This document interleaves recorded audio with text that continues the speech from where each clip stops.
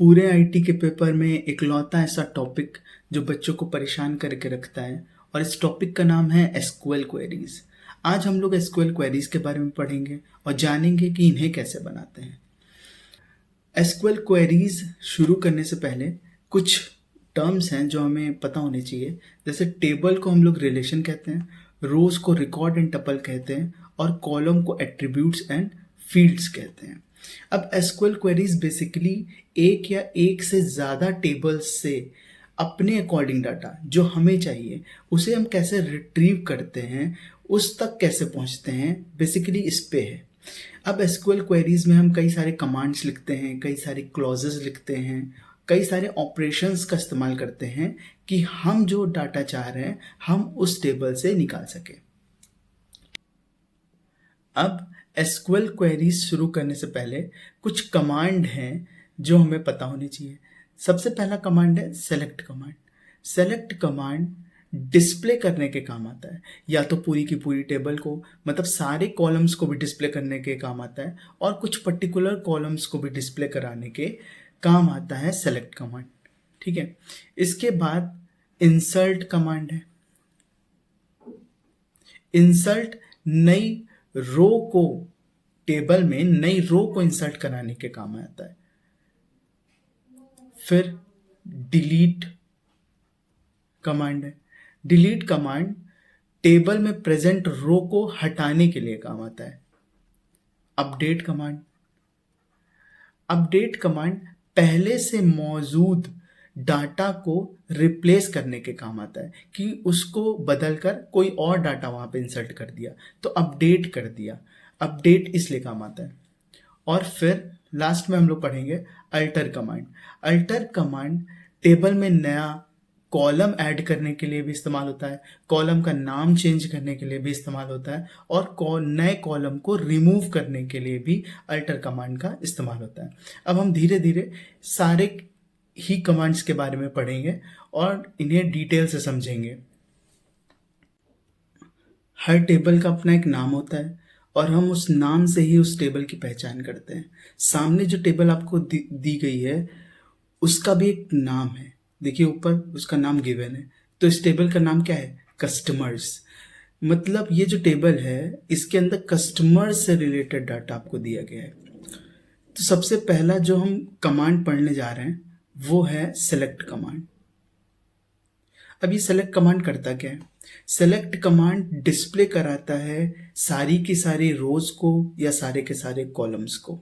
ठीक है, या तो ये आपको सारे के सारे रोज या कॉलम्स को डिस्प्ले करा सकता है, या तो ये पर्टिकुलर कुछ कॉलम्स को जो आप चाह रहे हैं कि सिर्फ यही कॉलम्स हमें डिस्प्ले हों, आप सिर्फ उसको डिस्प्ले करा सकते हैं इस सेलेक्ट कमांड से।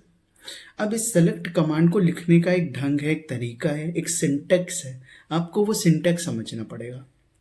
तो जब भी हम सेलेक्ट कमांड लिखते हैं तो हम सेलेक्ट लिख सकते हैं,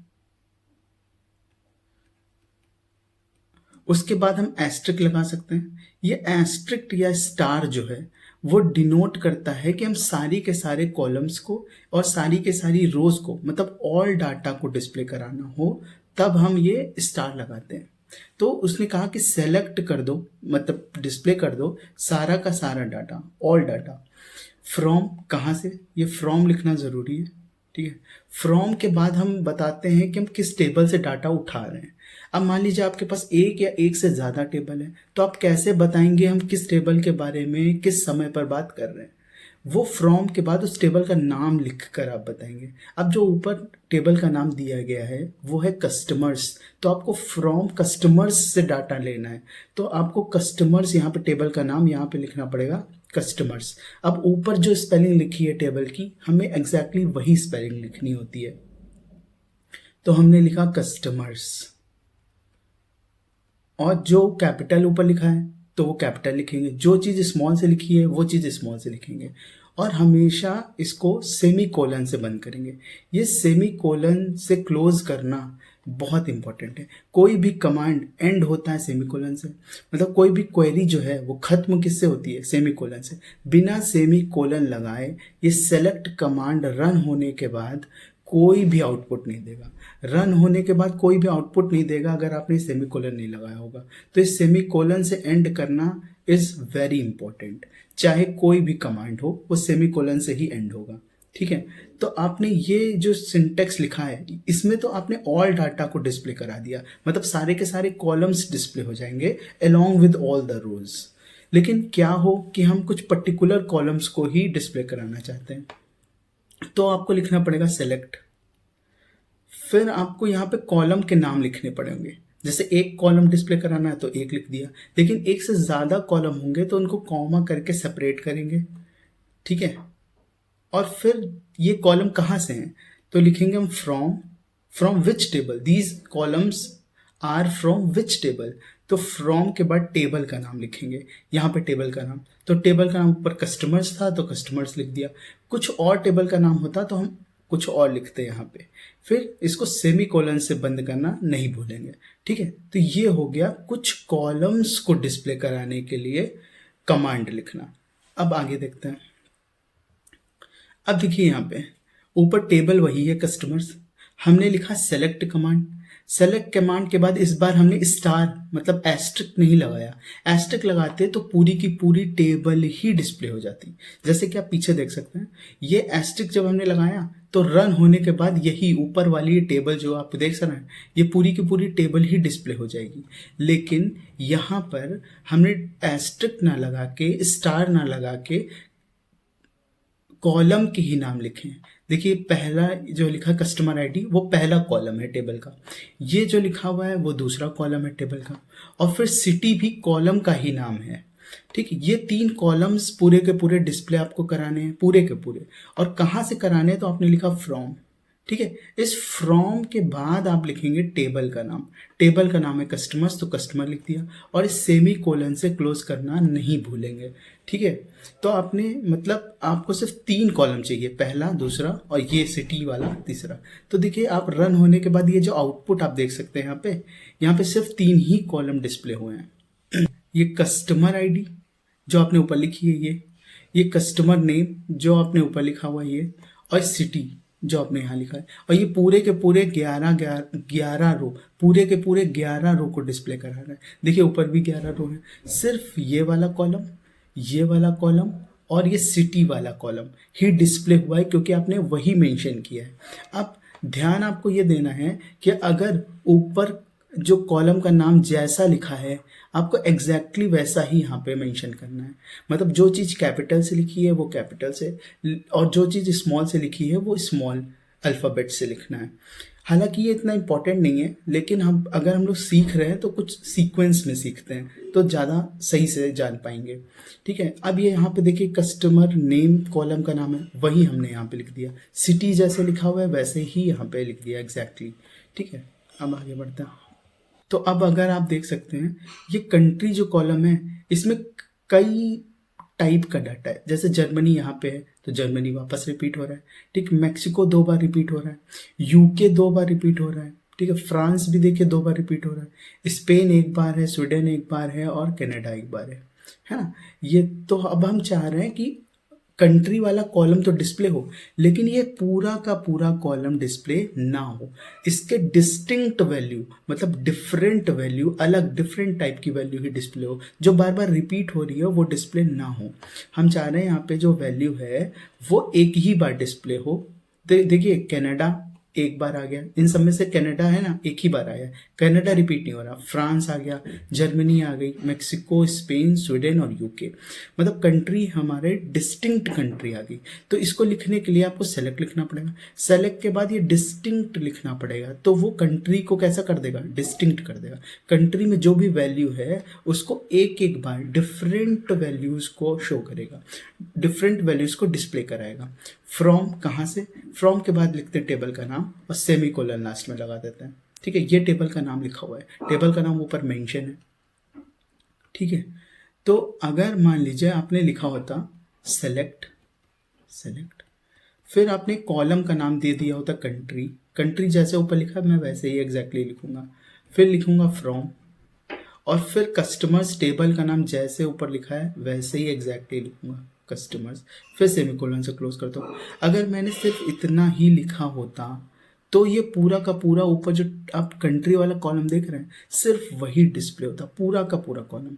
ये जो रिपीट हो रही हैं वैल्यूज़ वो बार बार रिपीट होती, लेकिन जैसे ही आपने यहाँ पे डिस्टिंक्ट लिख दिया तो इन वैल्यूज़ को वो डिस्टिंक्ट करके डिफरेंट वैल्यूज़ को देगा, मतलब जो रिपीट हो रही है उसको नहीं देगा, ठीक है। और वो भी कैसा, अल्फ़ाबेटिकल ऑर्डर में,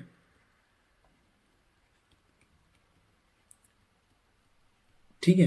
जैसे आप देख सकते हैं यहाँ पे जर्मनी सबसे ऊपर है, लेकिन यहाँ पे कनाडा सबसे ऊपर आ गया, मतलब सी पहले है, फिर एफ है, फिर जी है, फिर एम वाला, फिर एस, फिर यू, मतलब जैसे अल्फ़ाबेटिकल या डिक्शनरी में जैसे लगे होते हैं असेंडिंग टू डिसेंडिंग, मतलब असेंडिंग टू डिसेंडिंग अरेंज करके आपको आउटपुट में ये दे देगा, क्योंकि आपने डिस्टिंक्ट लगा दिया। अब आपके सामने वही टेबल है कस्टमर्स नाम की, और इस टेबल में कई सारी कंट्रीज का डाटा आपको गिवन है, लेकिन मान लीजिए इस बार आपको सिर्फ मेक्सिको नाम की कंट्री का डाटा चाहिए। अब आपने क्या कंडीशन लगा दी कि आपको सारी कंट्रीज का डाटा नहीं चाहिए, अब आपको सिर्फ मेक्सिको नाम की कंट्री का डाटा चाहिए। तब आप क्वेरी कैसे लिखेंगे कि आपको सिर्फ मेक्सिको वाली कंट्री का ही डाटा मिल जाए? तो देखिए, सबसे पहले आप लिखेंगे सेलेक्ट। सेलेक्ट के बाद आपने अगर एस्ट्रिक लगा दिया तो इसका मतलब आप सारे के सारे कॉलम्स को डिस्प्ले कराएंगे। ऊपर टेबल में कॉलम कितने हैं, 1 2 3 4 5 6 7, मतलब सातों के सातों कॉलम डिस्प्ले होंगे। फ्रॉम किस टेबल से, फ्रॉम के बाद हम लोग टेबल का नाम लिखते हैं, तो हम लोग ने लिखा कस्टमर्स, ठीक है। अगर हम लोग यहाँ पे सेमी कोलन लगा देते तो ये क्वेरी यहीं खत्म हो जाती और ये पूरी की पूरी टेबल डिस्प्ले हो जाती, क्योंकि आपने सेलेक्ट के बाद एस्ट्रिक लगा दिया, लेकिन आपने यहाँ पे सेमीकोलन नहीं लगाया। अब उसके बाद आपने वेयर लगा दिया। वेयर किस काम आता है, वेयर कंडीशन बताने के काम आता है, मतलब आप कहना चाह रहे हैं कि सब कुछ तो डिस्प्ले कर दीजिए कस्टमर नाम की टेबल से, लेकिन वेयर कंट्री जहां पे मेक्सिको हो सिर्फ वहां का सब कुछ डिस्प्ले हो, मतलब जहां पे कंट्री मेक्सिको हो जाए सिर्फ वहां का सारा डाटा डिस्प्ले हो, ना कि पूरी की पूरी टेबल। तो वेयर कंट्री, अब ये कंट्री क्या है, देखिए कंट्री कॉलम का नाम है ये, जहां पे कंट्री क्या हो मेक्सिको, तो कंट्री मेक्सिको का कहाँ हो रही है, ये सेकेंड और थर्ड रो में, मतलब सिर्फ सेकेंड और थर्ड रो ही डिस्प्ले होगी ना इस बार, क्योंकि आपने कंडीशन लगा दी कि हमें सारी की सारी कंट्री नहीं चाहिए, हमें कंट्री सिर्फ चाहिए मेक्सिको। तो कंट्री के बाद आपने मेक्सिको लिखा, और मेक्सिको ये लेटर से बना हुआ है, अल्फ़ाबेट से बना हुआ है ना, तो आपने क्या बनाया, क्या लिखा यहाँ पे सिंगल इन्वर्टेड कॉमा लगा दिए, और फिर लास्ट में आपने इसको सेमी कोलन से क्लोज कर दिया। अब अगर आप रन होने के बाद वाला रिजल्ट देखें तो सिर्फ सेकेंड और थर्ड रो ही डिस्प्ले हुई है, इसके अलावा कुछ नहीं डिस्प्ले हुआ। क्यों, क्योंकि यहाँ पे कंट्री ना सिर्फ मेक्सिको ही है, आपने कंडीशन लगा दी ना कि कंट्री मेक्सिको ही होनी चाहिए, तो सिर्फ उसी का डाटा डिस्प्ले हुआ है, और सारे के सारे कॉलम इसलिए डिस्प्ले हुए हैं क्योंकि आपने यहाँ पे एस्ट्रिक लगाया था। अब यहाँ पे देखिए, अभी तक हम लोग सिर्फ एक कंडीशन लगा रहे थे कि कंट्री मेक्सिको हो जाए, लेकिन अब क्या हो, जब हमारे पास दो कंडीशंस हो तो दो कंडीशंस हमेशा एंड से जुड़ेंगी, क्योंकि आपको दोनों ही कंडीशन फुलफिल करानी है ना, तो एंड दोनों ही कंडीशन फुलफिल कराता है, इसलिए आप दो कंडीशन को किससे जोड़ेंगे, एंड से। अगर आप दो कंडीशन को और से जोड़ते तो या तो आगे और से पहले लिखने वाली या और के बाद लिखने वाली कंडीशन में से कोई एक सेटिस्फाई हो रही होती, कोई एक फुलफिल हो रही होती, ठीक है। लेकिन एंड ना दोनों ही कंडीशंस को फुलफिल करता है, तो अगर आपके पास एक या एक से ज़्यादा कंडीशंस हैं तो वो एंड से जुड़ेंगी, ठीक है। इस बार आप फ्रांस नाम की कंट्री का डाटा शो कराना चाह रहे हैं, लेकिन दूसरी कंडीशन ये है कि उसका कॉन्टैक्ट नेम एल से शुरू होना चाहिए। तो देखिए यहाँ पे लिखा where country is equal to France, मतलब जहाँ पे कंट्री फ्रांस हो, अब फ्रांस कंट्री कहाँ है, देखिए यहाँ पे है और यहाँ पे है, मतलब दो रो पूरी की पूरी शो हो सकती हैं फ्रांस कंट्री के लिए, दैट इज 7th रो और 9th रो, ठीक है। लेकिन दूसरी कंडीशन भी तो है अभी अपने पास, दूसरी कंडीशन कहती है कि कॉन्टैक्ट नेम कॉन्टैक्ट नेम कैसा होना चाहिए, लाइक एल परसेंटेज।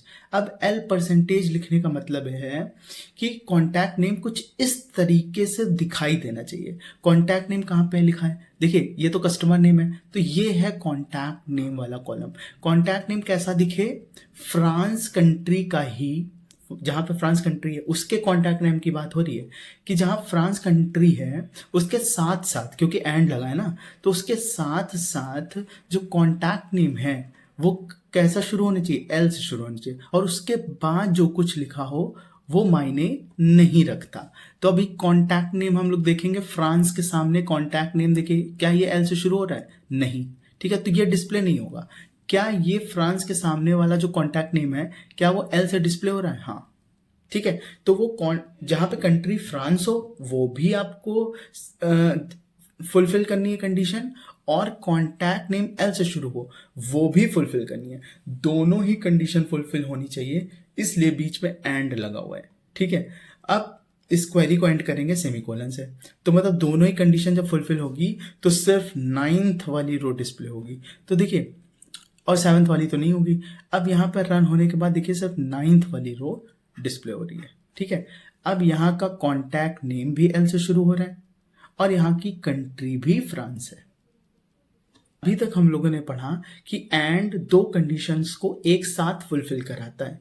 अब हम लोग पढ़ेंगे कि और दो में से कोई एक भी कंडीशन फुलफिल हो रही हो उस केस में आता है, ठीक है। तो अब देखिए आपने लिखा सेलेक्ट एस्ट्रिक, मतलब सारे के सारे कॉलम्स आपको डिस्प्ले कराने, फ्रॉम किस टेबल से, तो फ्रॉम के बाद टेबल का नाम कस्टमर्स, फिर वेयर कंडीशन लगाने के लिए। कंडीशन आपके पास दो हैं, एक ये और के पहले और एक ये और के बाद, मतलब अब आप चाह रहे हैं कि कंट्री जर्मनी और स्पेन हो, सिर्फ वहां का डाटा आपको चाहिए, जर्मनी हो या स्पेन हो। जर्मनी एंड स्पेन एक साथ नहीं हो सकती कंट्री, समझ रहे हैं, इसलिए एंड नहीं आया, जर्मनी हो या फिर कंट्री स्पेन हो वहां का डाटा डिस्प्ले हो, इसलिए बीच में और आ रहा है, ठीक। तो जर्मनी कंट्री कहाँ पे जर्मनी है, तो कंट्री है जर्मनी, देखिए यहाँ पे, और कहाँ पे जर्मनी है यहाँ पे, और कंट्री कहाँ पे स्पेन है, ऊपर से देखिए यहाँ पे सिर्फ एक जगह स्पेन है। तो कौन कौन सी रोज को ये डिस्प्ले कराएगा, फर्स्ट रो, 6th रो और ये 8th रो, ठीक है। क्या सारे के सारे कॉलम डिस्प्ले होंगे, बिल्कुल, क्योंकि आपने एस्ट्रिक लगाया है। तो अगर ऊपर 1 2 3 4 5 6 7 कॉलम्स हैं टेबल में, तो रन होने के बाद जो टेबल आएगी उसमें भी 7 कॉलम्स होंगे, लेकिन रो सिर्फ 1st 6th और 8th होगी, क्योंकि कंट्री आपने जर्मनी ली है या तो कंट्री स्पेन हो, सिर्फ वहीं का डाटा आपको चाहिए था, इसलिए। अभी तक हम लोगों ने देखा कि जहां पे कंट्री जर्मनी हो या जहां पे कंट्री स्पेन हो वहां का डाटा हम कैसे डिस्प्ले कराएं। लेकिन मान लीजिए अब आपको जर्मनी और स्पेन के अलावा जितनी कंट्री बची उनका डाटा डिस्प्ले कराना है, जर्मनी और स्पेन का डाटा नहीं डिस्प्ले कराना है, मतलब आपको कंट्री में जर्मनी और स्पेन नहीं चाहिए, तब आप कैसे कोडिंग लिखेंगे। तब आप क्या लिख सकते हैं, आप सबसे पहले सेलेक्ट लिखेंगे, क्योंकि सेलेक्ट से ही आप डिस्प्ले कराएंगे चीज़ों को। फिर आपने एस्ट्रिक लगा दिया, एस्ट्रिक मतलब आप सब कुछ डिस्प्ले कराना चाहते हैं, सारे के सारे कॉलम्स को डिस्प्ले कराना है तो आपको एस्ट्रिक लगाना पड़ेगा। फिर आपने लिखा फ्रॉम, फ्रॉम के बाद हम लिखते थे टेबल का नाम, तो आपने टेबल का नाम लिखा। अब अगर आप ध्यान दें यहाँ पे आपने सेमी कोलन नहीं लगाया है, सेमी कोलन लगा देते तो ये सेलेक्ट कमांड ना यहीं पे एंड हो जाता, लेकिन आपने यहाँ पे सेमीकोलन नहीं लगाया, इसका मतलब आप इस सेलेक्ट कमांड को यहाँ पे एंड नहीं करना चाहते। मान लीजिए आपने ऐसे लिखा होता सेलेक्ट एस्ट्रिक्ट फ्रॉम कस्टमर्स, फिर यहाँ पे सेमीकोलन लगा दिया होता आपने, तब वो पहली लाइन के बाद ये पूरी की पूरी टेबल को ही डिस्प्ले करा देता, क्योंकि आपने डिस्प्ले कराने को कहा ही है कि सब कुछ डिस्प्ले करा दो कस्टमर्स टेबल से, तो वो सब कुछ पूरी की पूरी टेबल को ही डिस्प्ले करा देता। लेकिन सेमीकोलन यहाँ नहीं लगाया है, इसका मतलब ये कमांड यहाँ पे एंड नहीं हुआ है, ये क्वेरी यहाँ पे खत्म ही नहीं हो रही। अब वेयर लगाते हैं कंडीशंस को बताने के लिए। अगर एक कंडीशन है तो हम यहाँ पे लिख सकते हैं, मान लीजिए 2 या 2 से ज़्यादा आपके पास कंडीशन है तो उनको जोड़ने के लिए आपको एंड लगाना पड़ेगा, ठीक है। तो यहाँ पे भी तो 2 कंडीशन है कि अब हमको तो डाटा शो कराना है जहाँ पे कंट्री जर्मनी ना हो और कंट्री स्पेन ना हो, तो अपने पास भी तो दो कंडीशन है, इसलिए हमने उसे एंड से जोड़ा है। तो वेयर के बाद देखिए लिखा हुआ है कंट्री, कंट्री क्या है, कॉलम का नाम। जहाँ पे कॉलम का नाम जो कंट्री है उसमें स्पेन ना आए, ना आने के लिए आपने नॉट लगाया। देखिए नॉट, ये सबसे इंपॉर्टेंट है यहाँ पे। नॉट, नॉट आपने लगा दिया मतलब कंट्री स्पेन ना हो, इसलिए नॉट लगाया। ठीक है, अब यहाँ पे लिखा हुआ country is equal to Germany, तो यहाँ पर आपने नॉट नहीं लगाया। तो आप समझिए बात, अगर आपने ऐसे लिख दिया और आप सोच रहे हैं कि कंट्री स्पेन भी ना हो और कंट्री जर्मनी भी ना हो, तो आप बहुत गलत सोच रहे हैं। क्योंकि यहाँ पे तो आपने नॉट लगाया है इस कंडीशन के साथ कि कंट्री स्पेन ना हो, लेकिन अगर आपने यहाँ पे नॉट नहीं लगाया, यहाँ पे मान लीजिए आपको नॉट लगाना चाहिए था यहाँ पे, और अगर यहाँ पे आपने नॉट नहीं लगाया, इसका मतलब वो कह रहा है कि कंट्री जर्मनी हो जाए। ठीक है, कंट्री जर्मनी हो गई इस बार, आपको तो चाहिए था कंट्री जर्मनी ना हो, तो यहाँ पे आपको एक नॉट लगाना चाहिए था। मतलब आपने यहाँ पे सीखा कि हर एक कंडीशन के साथ उसका खुद का नॉट लगेगा। ये नॉट ना सिर्फ स्पेन के लिए आया है, ये नॉट जर्मनी के लिए नहीं आया। अगर आपको चाहिए कि जर्मनी भी कंट्री ना हो, तो आपको इसके लिए एक अलग से यहाँ पे नॉट लगाना पड़ेगा। ठीक है, इसीलिए तो यहाँ पे देखिए उसने ये समझ लिया कि कंट्री जर्मनी हो, इसलिए सिर्फ वो डाटा को डिस्प्ले कराया है जहाँ पे कंट्री जर्मनी है। और कंट्री कहाँ पे जर्मनी है, अगर आप ऊपर वाली टेबल पे देखें, तो अगर आप ऊपर वाली टेबल में देखें कि कहाँ कहाँ जर्मनी है, तो देखिए यहाँ पे जर्मनी है और यहाँ पे जर्मनी है। मतलब फर्स्ट रो पे जर्मनी है और सिक्स्थ रो पे जर्मनी है। तो उसने ये समझ लिया कि आप चाह रहे हैं कि कंट्री जहाँ पे जर्मनी हो वहाँ का डाटा डिस्प्ले कराना, तो उसने फर्स्ट और सिक्स्थ रो को डिस्प्ले करा दिया। लेकिन आपको तो चाहिए था कि आप वो क्वेरी लिखें जहाँ पे कंट्री जर्मनी भी ना हो और कंट्री स्पेन भी ना हो। ठीक है, तो आपको लिखना चाहिए था कुछ ऐसा, मैं लिख के बता देता हूँ। सेलेक्ट एस्ट्रिक मतलब सारी के सारे कॉलम को डिस्प्ले कराना है। फ्रॉम किस टेबल से, फ्रॉम कस्टमर्स टेबल, तो कस्टमर्स जैसे ऊपर लिखा है वैसे ही एग्जैक्टली लिखेंगे। यहाँ पे सेमी कोलन नहीं लगाएंगे क्योंकि अभी हम एंड नहीं करना चाह रहे हैं।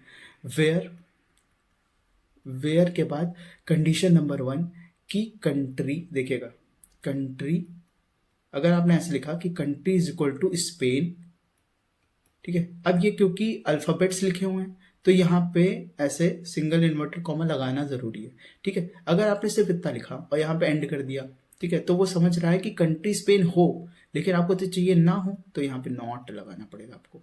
ठीक है, अब दो कंडीशंस को जोड़ना है तो एंड लगाना पड़ेगा, और कंट्री क्या ना हो और कंट्री जर्मनी भी ना हो, तो आपको लिखना पड़ेगा जर्मनी। अब ऊपर जर्मनी जैसे लिखा है वैसे ही लिखेंगे जर्मनी, और यहाँ पे ऐसे सिंगल इन्वर्टेड कॉमा, दो कंडीशन बन गई। ठीक है, अब यहाँ पे भी तो एक नॉट आएगा, नॉट, क्योंकि आपको चाहिए कि कंट्री जर्मनी भी ना हो।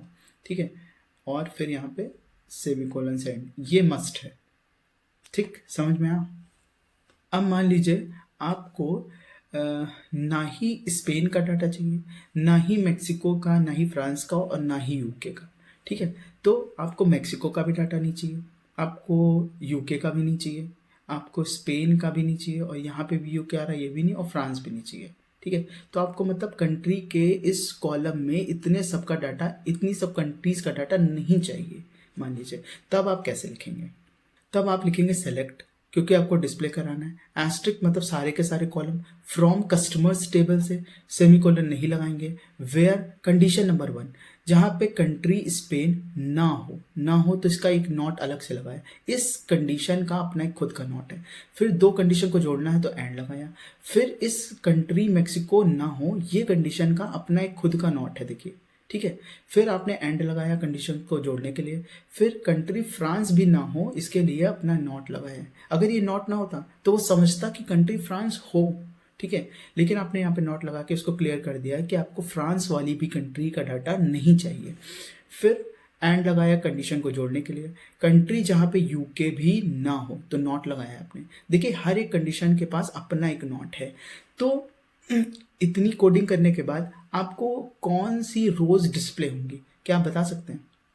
तो ये जो हमने क्वेरी लिखी, इस क्वेरी को लिखने के बाद हम मैक्सिको का डाटा नहीं चाह रहे हैं, फ्रांस का भी नहीं चाह रहे हैं, स्पेन का भी नहीं और यूके का भी नहीं। तो हम किन कंट्रीज़ का डाटा चाह रहे हैं एक्चुअली? तो हम चाह रहे हैं जर्मनी का डाटा अपने पास आ जाए और स्वीडन का आ जाए। ये जर्मनी 2 बार है तो इसका भी डाटा आ जाएगा अपने पास, और कनाडा का डाटा। मतलब अगर हमने इतनी क्वेरी को लिखा तो हमें सिर्फ डाटा मिलेगा फर्स्ट रो का, ठीक है, फिर ये 5th रो, 6th रो और यहाँ पे ये 10th रो। सिर्फ इतने का डाटा अपने पास आएगा अगर हमने ये क्वेरी लिखी है। तो क्या हम हर कंडीशन को बार बार लिखते रहें? जबकि हमको स्पेन भी नहीं चाहिए था, हमें मैक्सिको भी कंट्री नहीं चाहिए थी, ना फ्रांस ना यूके। क्या हम इनको बार बार कंडीशंस में लिखते रहेंगे, या कोई ऐसा तरीका है कि हम इन सारी कंडीशंस को कंपाइल करके एक जगह एक साथ लिख सकें? बिल्कुल है।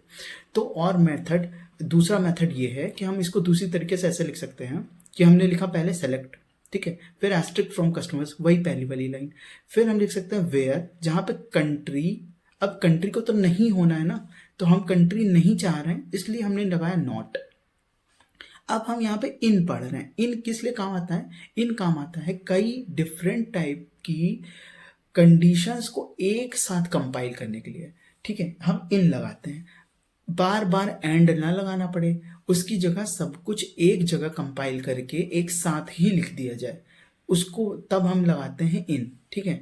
तो हमने लगाया इन, पहला हमने लिखा स्पेन, हमें स्पेन नहीं चाहिए था तो हमने लिखा स्पेन, देखिए, और स्पेन को सिंगल इन्वर्टेड कॉमा में ही लिखेंगे।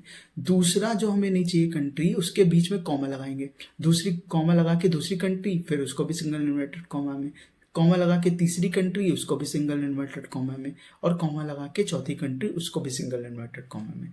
लास्ट में ये सेमी कोलन लगाना हम नहीं भूलेंगे।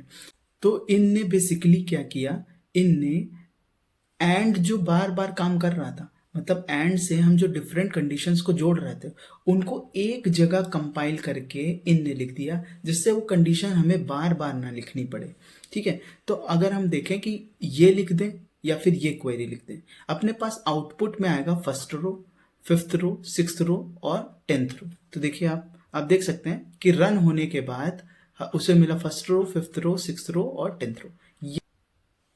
अब देखते हैं कि हम अपडेट कैसे कर सकते हैं टेबल में। अपडेट करने का मतलब होता है कोई पहले से चीज प्रेजेंट हो, उसमें कुछ बदलाव करके उसको अपडेट कर देना, है ना। तो अपडेट करना मतलब थोड़ा चेंज करना। तो अब हम चेंज कैसे कर सकते हैं? कोई चीज पहले से लिखी है लेकिन मान लीजिए आपको उसमें कुछ बदलाव करने हैं, तो वो आप कैसे करेंगे? उसके लिए जो हम दूसरा कमांड पढ़ रहे हैं वो है अपडेट कमांड। जैसे आपने सेलेक्ट कमांड पढ़ा वैसे अपडेट कमांड है। अब सेलेक्ट कमांड के साथ आपने फ्रॉम पढ़ा होगा, आगे फ्रॉम लगता था। इसी तरह अपडेट के साथ यहाँ सेट लगता है। क्या लगता है? सेट। अपडेट के बाद आपको कैसे क्या लिखना है? टेबल का नाम।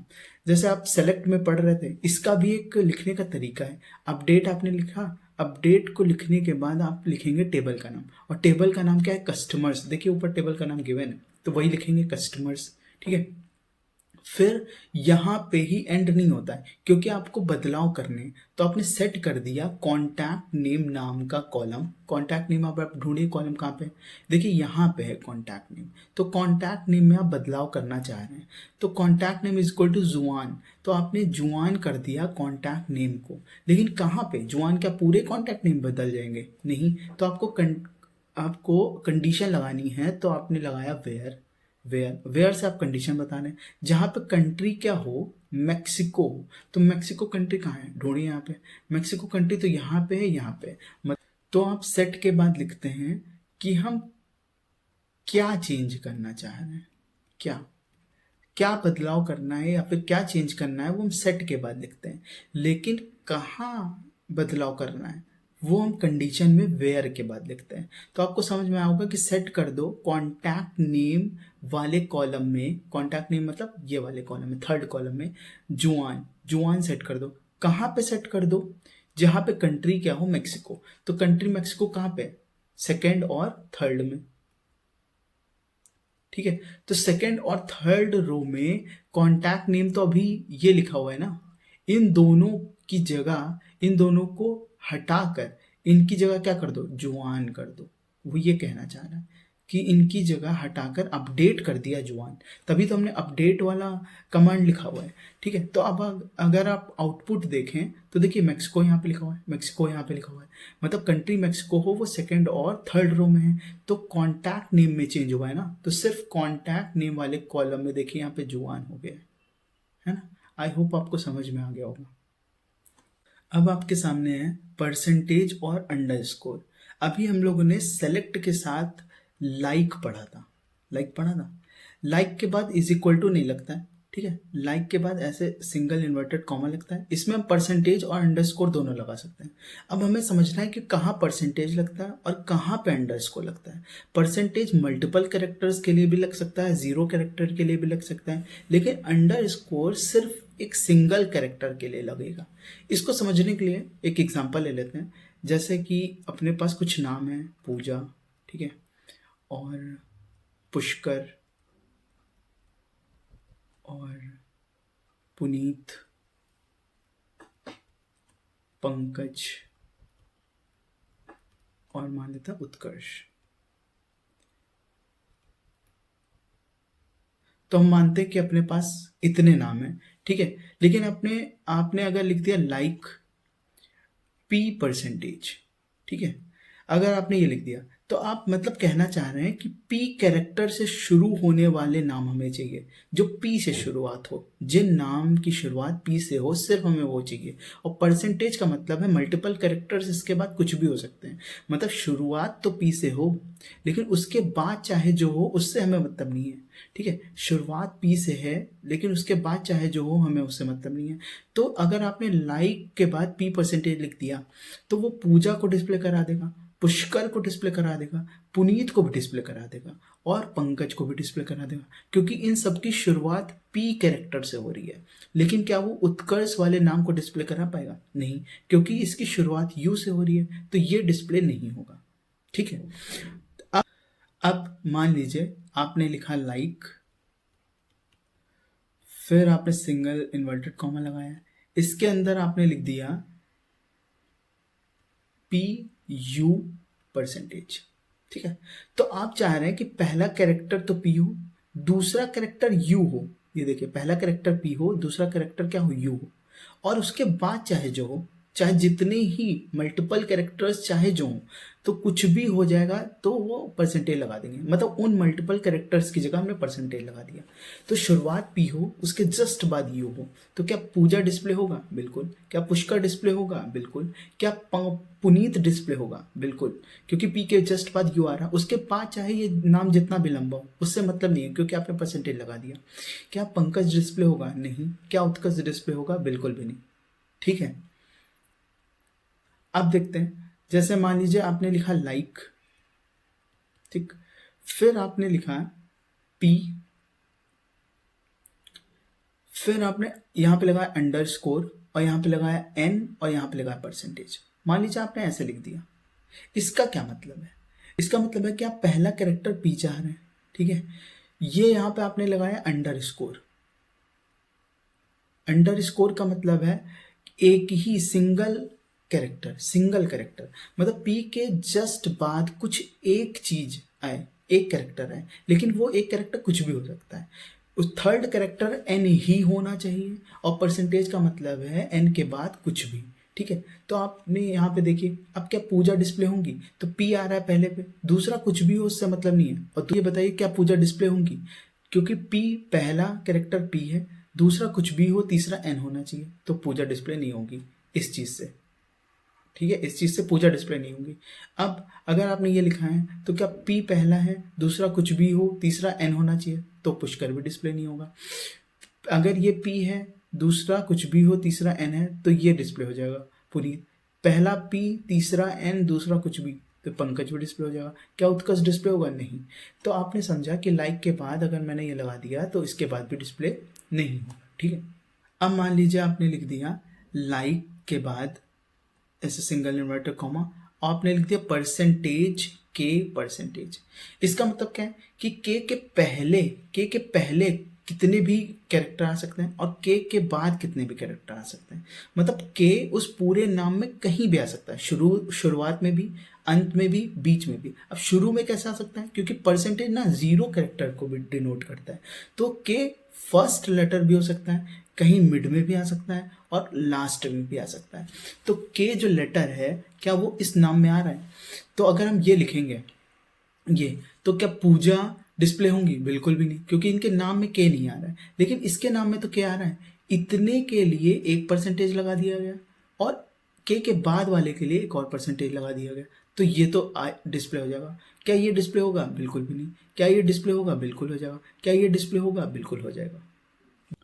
तो अभी तक हमने देखा कि लाइक के साथ हम परसेंटेज कहाँ पे इस्तेमाल करते हैं और लाइक के साथ अंडरस्कोर कहाँ इस्तेमाल करते हैं।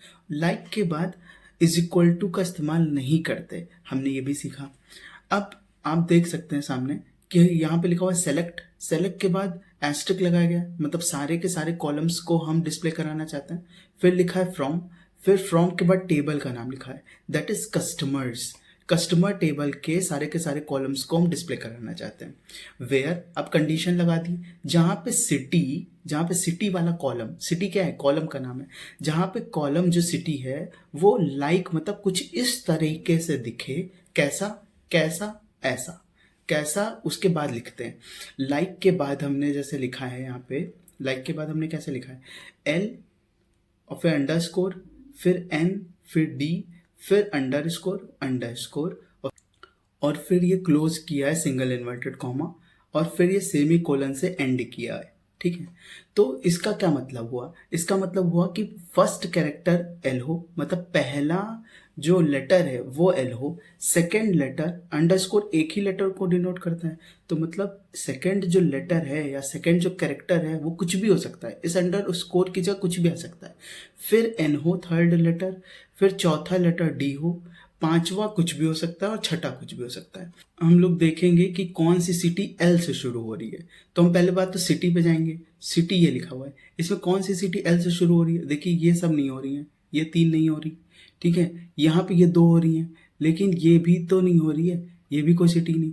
अब ये सिटी एल से शुरू हो रही है, ये वाली और ये वाली, लेकिन कौन सी सिटी डिस्प्ले होगी? अगर आप ध्यान से देखें तो यहाँ पे पहला जो लेटर है वो है 1, एल, पहला लेटर एल है, दूसरा कुछ भी हो सकता है, तीसरा एन है, चौथा डी है, ठीक है, लेकिन यहाँ पे ऐसा नहीं है। तो क्या ये सिटी शो होगी? बिल्कुल भी नहीं होगी, ये सिटी तो बिल्कुल डिस्प्ले नहीं होगी ना, तो मतलब 5th वाला डिस्प्ले नहीं होगा। तो कौन सा डिस्प्ले होगा? सिर्फ ये 4th जहाँ पे लंदन लिखा हुआ है और ये 11th, तो 4th और 11th रो डिस्प्ले होगी। इसलिए रन होने के बाद देखिए 4th और 11th रो ही डिस्प्ले हुई है, जहाँ पे सिटी कुछ इस प्रकार है कि पहला जो कैरेक्टर है वो एल है, दूसरा कुछ भी हो सकता है, तीसरा और चौथा कैरेक्टर एन और डी है, एन और डी है, फिर पांचवा कुछ भी हो सकता है, छठा कुछ भी हो सकता है। ठीक है, आई होप आपको समझ में आया होगा कि लाइक हम कहाँ पे लगाते हैं। आगे बढ़ते हैं। अब अपने पास ये देखिए लिखा हुआ है, यहाँ पे लिखा हुआ है सेलेक्ट, ठीक है, फिर एस्ट्रिक्ट फ्रॉम कस्टमर्स वेयर, जहाँ पे सिटी किस तरह दिखे, वेयर सिटी लाइक और किस तरह दिखे वो यहाँ पे लिखते हैं। यहाँ पे लिखा हुआ है परसेंटेज एल परसेंटेज और ये सिंगल इन्वर्टेड कॉमा में लिखा हुआ है और यहाँ पे सेमी कोलन से इसको क्लोज किया गया है। तो सिंगल यहाँ पे परसेंटेज लिखा हुआ है, इसका क्या मतलब हुआ? परसेंटेज का मतलब है वो मल्टीपल कैरेक्टर्स हो सकते हैं, मतलब कहीं बीच में एल आ जाए किस, तो सिटी वाले कॉलम में हम चेक करेंगे कहाँ पे एल आता है। क्या बर्लिन में एल आपको दिख रहा है? तो बर्लिन शो होगा। क्या मैक्सिको डीएफ में आपको एल दिख रहा है? नहीं, तो ये शो नहीं होगा। क्या इसमें दिख रहा है? ये भी नहीं शो होगा। क्या लंदन में कहीं एल आ रहा है? हाँ। अब लंदन के पहले कोई भी कैरेक्टर नहीं है, मतलब 0 कैरेक्टर, तो 0 कैरेक्टर के लिए भी तो परसेंटेज लगता था, इसलिए ये परसेंटेज 0 कैरेक्टर के लिए भी आ सकता है। तो लंदन में एल से शुरुआत हो सकती है, तो ये भी सही है, ये भी सही है क्योंकि इसमें एल आया है। क्या इसकी स्पेलिंग में एल आ रहा है? नहीं। इसकी में नहीं। क्या मैड्रिड में? नहीं। यहाँ पे एल आ रहा है? बिल्कुल, यहाँ पे एल नहीं आ रहा और यहाँ पे आ रहा है। तो कौन कौन सी हम रो को डिस्प्ले कराएंगे? जाहिर सी बात है, फर्स्ट रो को, 4th रो को, 5th को, 9th को और 11th को। अगर आप ध्यान से देखें तो इनके अलावा और किसी में भी एल नहीं आ रहा है, तो 1st 4th 5th 9th और 11th यही रो डिस्प्ले हो रही हैं, क्योंकि इनके सिटी वाले कॉलम में जो भी आ रहा है, जो भी डाटा आ रहा है, उन सब में एल ज़रूर है, एल प्रेजेंट है। देखिए, चाहे वो बीच में हो चाहे शुरुआत में हो, लेकिन एल तो है, इसलिए ये सब सिटीज़ का डाटा डिस्प्ले हो रहा है। हमने लिखा ही क्वेरी वैसी है। अब आगे देखते हैं, जैसे कि आपने लिखा फिर सेलेक्ट, फिर एस्ट्रिक्ट, ठीक है, फिर फ्रॉम कस्टमर, मतलब सब कुछ आपको शो कराना है, सारे के सारे कॉलम। वेयर, जहाँ पे कंट्री नॉट इन, जहाँ पे कंट्री ना हो, जर्मनी, फ्रांस और यूके। तो देखिए, जर्मनी को काट दीजिए, फ्रांस जहाँ दिखे वो भी काट दीजिए, ठीक है, और यूके भी काट दीजिए। तो आपके पास बचा क्या? आपके पास दो ये मैक्सिको बचे, ठीक है, एक ही स्वीडन का बचा है, और एक ये स्पेन बचा है, और ये कनाडा बचा है। तो मतलब आपके पास बचा क्या है? सेकेंड रो, थर्ड रो, ठीक है, फिर ये है फिफ्थ रो, और फिर ये है एट्थ रो, और फिर ये है 10th रो। तो सेकेंड, थर्ड, फिफ्थ, एट्थ और 10th रो यही डिस्प्ले होंगी, क्योंकि यहाँ पर जो कंट्री है वो जर्मनी नहीं है, फ्रांस नहीं है और यूके नहीं है, नॉट लिखा है ना, तो ये हमें नहीं चाहिए। तो देखिए, कंट्री में कहीं भी जर्मनी नहीं आ रहा है, कहीं भी फ्रांस नहीं आ रहा है, और कहीं भी यूके नहीं आ रहा है। ये आउटपुट वाली टेबल देखिए आप, यहाँ पे कंट्री में कहीं भी जर्मनी, फ्रांस और यूके नहीं आ रहा है, और 2, 5, 2, 3, 5, 8 और 10 यही रो डिस्प्ले हुई हैं। आई होप समझ में आ रहा होगा, ठीक है। अब देखिए यहाँ पे क्या लिखा हुआ है, select asterisk from customers where country in. अब देखिए, नॉट नहीं लगा हुआ है, कंट्री इन मतलब कंट्री हो, कंट्री क्या हो, जर्मनी हो, फ्रांस हो और यूके हो, सिर्फ उसका ही डाटा हमें शो करना है। तो कंट्री क्या है अपनी, जर्मनी है, यूके है, फ्रांस है। देखिए, जर्मनी, यूके, फ्रांस के अलावा आपको कुछ नहीं दिख रहा होगा यहाँ पे, ठीक है, ना ही मैक्सिको, ना ही स्वीडन, ना ही स्पेन, ना ही कनाडा, कुछ नहीं दिख रहा है, सिर्फ जर्मनी, यूके और फ्रांस दिख रहा है, क्योंकि आपने यहाँ पे लिखा ही है कि हमें सिर्फ उस कंट्री का डाटा चाहिए जो कि है जर्मनी, फ्रांस और यूके, इसलिए सिर्फ जर्मनी, फ्रांस, यूके का डाटा आया 1, 4, 6, 7, 9, 11। यहाँ पे देखिए 1, 4, 6, 7, 9, 11 पे ही जर्मनी, यूके, फ्रांस ये सब है, बाकी और जगह पे नहीं है, ठीक है। अब आप लोग अपने सामने देख सकते हैं कि टेबल अब अपने पास कस्टमर्स नहीं है, अब टेबल बदल गई। अपने पास अब टेबल का नाम है प्रोडक्ट्स, ठीक है, अब टेबल है प्रोडक्ट्स, ये टेबल प्रोडक्ट्स के बारे में है। तो अगर हमने लिखा सेलेक्ट, तो हम कुछ डिस्प्ले कराना चाहते हैं। एस्ट्रिक्ट लगाने का मतलब है हम सारे के सारे कॉलम को डिस्प्ले कराना चाहते हैं, ठीक है। फ्रॉम, फ्रॉम मतलब कहाँ से, फ्रॉम के बाद हम लिखते हैं टेबल का नाम। तो अभी तक हम लोग लिख रहे थे कस्टमर्स, लेकिन अब हम लिख रहे हैं प्रोडक्ट्स, क्योंकि टेबल का नाम है प्रोडक्ट्स, इसलिए तो हमने यहाँ पे लिखा टेबल का नाम। सेमीकोलन से बंद नहीं करेंगे क्योंकि क्वेरी अभी एंड नहीं हो रही है, ठीक है। फिर लिखा ऑर्डर बाय प्राइस। अब सेलेक्ट के साथ हम लोग वेयर भी लगाते थे, वेयर कंडीशन के लिए लगाते थे, लेकिन ये ऑर्डर बाय किस लिए लगाएंगे? सोचिए, ये ऑर्डर बाय नाम से ही क्लियर है, किसी चीज को ऑर्डर में करने के लिए लगाएंगे। अब ऑर्डर बाय के बाद हमने जो लिखा उसी चीज को ये ऑर्डर में कर देता है। ऑर्डर बाय के बाद हमने लिखा प्राइस, और प्राइस है कॉलम का नाम। देखिए यहाँ पे एक कॉलम का नाम है ना प्राइस, इस प्राइस वाले कॉलम को वो एक ऑर्डर में कर देगा, ऑर्डर में, असेंडिंग ऑर्डर में। कौन से ऑर्डर में? असेंडिंग ऑर्डर में कर देता है। अब ये आप देखिए, जो ओरिजिनल टेबल है आपके पास, ये देखिए, इसमें जो प्राइस है वो कोई भी ऑर्डर में नहीं है, रैंडमली है, रैंडम ऑर्डर में। देखिए 18 है, 19 है, फिर यहाँ पे 10 है, घट गया, फिर देखिए बढ़ गया, फिर घट गया, फिर बढ़ता जा रहा है, फिर ये घट गया, यहाँ पे फिर बढ़ गया, फिर यहाँ बहुत बढ़ गया, है ना। तो आप देखिए, इसका कोई ऑर्डर नहीं है, लेकिन अगर आपने लिख दिया ऑर्डर बाय प्राइस, तो उसको वो असेंडिंग ऑर्डर में कर देगा, प्राइस वाले कॉलम को, सिर्फ प्राइस वाले कॉलम को। लेकिन अच्छा ये बताइए, सिर्फ प्राइस वाला ही कॉलम शो होगा क्या? बिल्कुल नहीं, क्योंकि आपने सेलेक्ट के बाद एस्ट्रिक लगाया। एस्ट्रिक का मतलब ही होता है कि सारे के सारे कॉलम्स को डिस्प्ले कराना। तो डिस्प्ले तो सारे के सारे कॉलम होंगे, लेकिन जो ऑर्डर में लगेगा वो वाला कॉलम सिर्फ प्राइस वाला कॉलम होगा, क्योंकि हमने ऑर्डर बाय के बाद सिर्फ प्राइस वाला कॉलम लिखा है, और वो भी सिर्फ असेंडिंग ऑर्डर में। अब क्या हो कि हम इसे असेंडिंग ऑर्डर में ना करने की बजाय डिसेंडिंग ऑर्डर में करना चाहें, तब हमें लिखना पड़ेगा सेलेक्ट, ठीक है।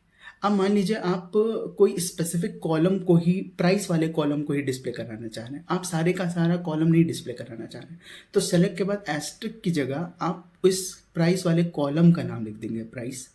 अब फ्रॉम, कहाँ से, फ्रॉम के बाद टेबल का नाम, टेबल का नाम जैसे ऊपर लिखा है बिल्कुल एज इट इज़ हम लोग लिखेंगे प्रोडक्ट्स, ठीक है। अब हम लिखेंगे order by, order by, order by हम किस कॉलम को कराना चाहते हैं, उस कॉलम का नाम, तो हमने कॉलम का नाम लिख दिया है प्राइस, ठीक है ये। अब मान लीजिए आपको डिसेंडिंग ऑर्डर में करना है, तो आपको DESC एक्स्ट्रा लिखना पड़ेगा। DESC मतलब होता है डिसेंडिंग, तो वो DESC ही, इतना ही सिर्फ आप लिखेंगे तो समझ जाएगा कि आप डिसेंडिंग ऑर्डर में करना चाहते हैं।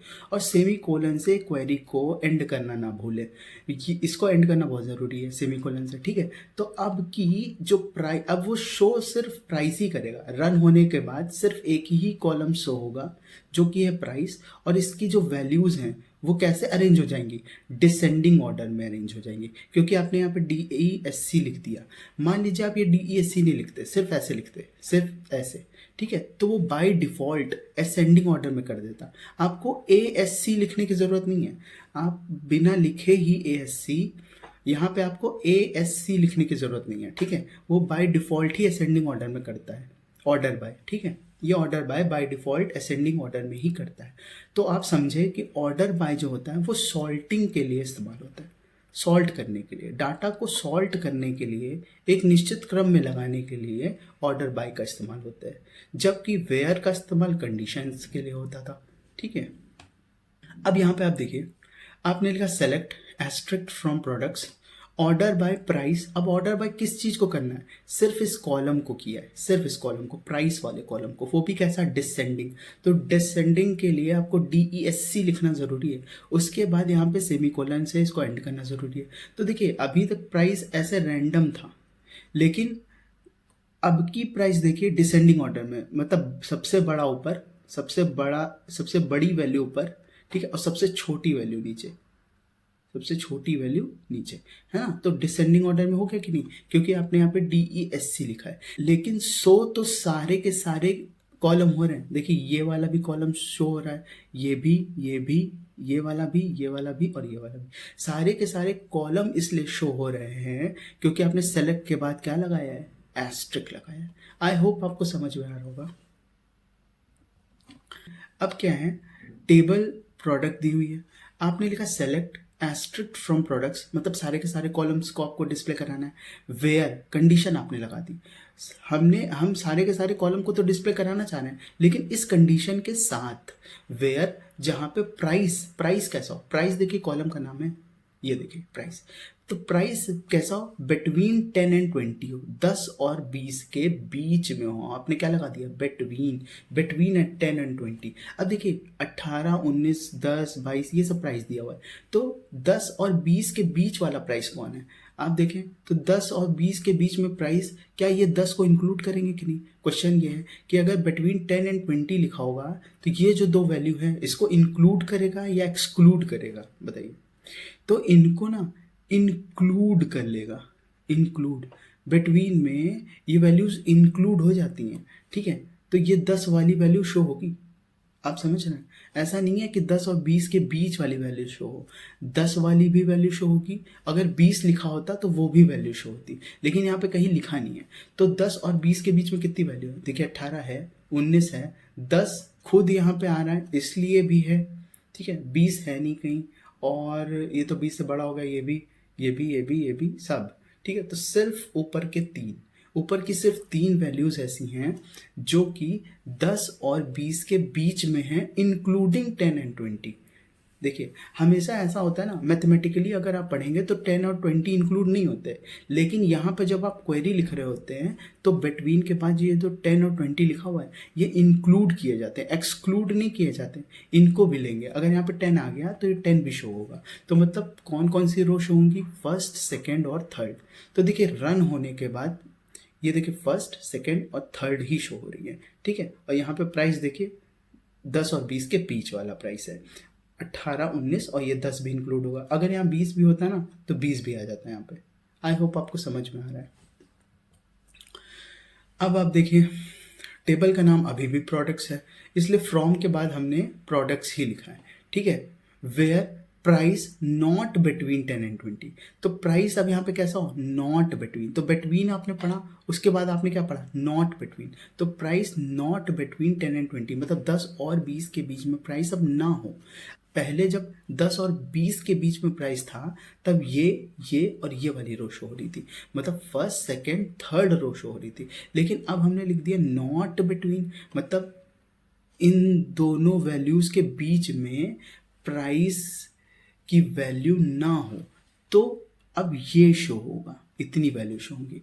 मतलब अब ये वाली जो फर्स्ट सेकंड और थर्ड है ये नहीं शो होंगी, बाकी इतने कॉलम्स इतनी रोज शो होंगी, मतलब 4 से लेकर 10 तक। तो देखिए 4 से लेकर 10 तक सारी की सारी रो शो हो रही हैं। देखिए ये चौथी, पांचवी, छठी, सातवीं, आठवीं, नवीं और ये 10वीं, ठीक है। टेबल है, इस टेबल का नाम है बायर्स, यहाँ पे नाम मेंशन है टेबल का, ठीक है, बायर्स। अब अगर आप गौर करें टेबल पे तो यहाँ पे कई सारी वैल्यूज ऐसी हैं जो नल हैं, देखिए, ठीक है। नल मतलब होता है एम्प्टी वैल्यूज या फिर वॉइड वैल्यूज, मतलब यहाँ पे कभी भी वैल्यूज कोई इनपुट ही नहीं की गई, ठीक है। अगर आप थोड़ा ध्यान दें तो बायर्स का नाम लिखा हुआ है, आईडी लिखी हुई है, एज किसी की दो लोगों की एज मिसिंग है, 2 लोगों का एड्रेस मिसिंग है, और यहाँ पे सैलरी भी 2 लोगों की मिसिंग है। मान लीजिए आप चाह रहे हैं कि हमें उन बायर्स का पूरा डाटा मिल जाए जिनका एड्रेस मेंशन नहीं है, ठीक है। तो आप क्या करेंगे, आप लिखेंगे सेलेक्ट, फिर लिखेंगे एस्ट्रिक्ट। एस्ट्रिक्ट मतलब आप सारा का सारा डाटा चाह रहे हैं, इंक्लूडिंग आईडी भी चाह रहे हैं, नेम भी चाह रहे हैं, एज भी, एड्रेस भी और सैलरी भी, ठीक है। लेकिन कहाँ पे, तो आप कंडीशन लगाएंगे वेयर एड्रेस जहाँ पे क्या हो, इज नल हो, नल, जहाँ पे एड्रेस नल हो, जहाँ पे एड्रेस मेंशन ही ना किया गया हो टेबल में, जहाँ पे एड्रेस पड़ा ही ना हो। तो एड्रेस देखिए यहाँ पे नल है और यहाँ पे नल है, मीन्स एड्रेस नल है सेकेंड वाली रो में और 7th वाली रो में, और तो कहीं एड्रेस नल नहीं है। तो हमें सब कुछ सारे के सारे कॉलम तो शो होंगे, लेकिन रोज में सिर्फ सेकेंड और 7th वाली रो शो होगी, क्योंकि यहीं पे एड्रेस नल है, ठीक है। अब अगर आप ध्यान दें कि हमने एड्रेस जैसे ऊपर कॉलम लिखा है वैसे ही लिखा है, सब कैपिटल से, और address is equal to null ऐसे नहीं लिखा है। अगर आपने ध्यान दिया हो कि हमने एड्रेस के बाद इज इक्वल टू में सिंगल इन्वर्टेड कॉमा में नल नहीं लिखा है, क्योंकि नल कोई स्ट्रिंग नहीं है कि वो पूरे उस कॉलम से कंपेयर करेगा नल को। नल मतलब वहाँ पे वैल्यू ही नहीं है, तो जब वैल्यू ही नहीं है तो वो कंपेयर कैसे करेगा।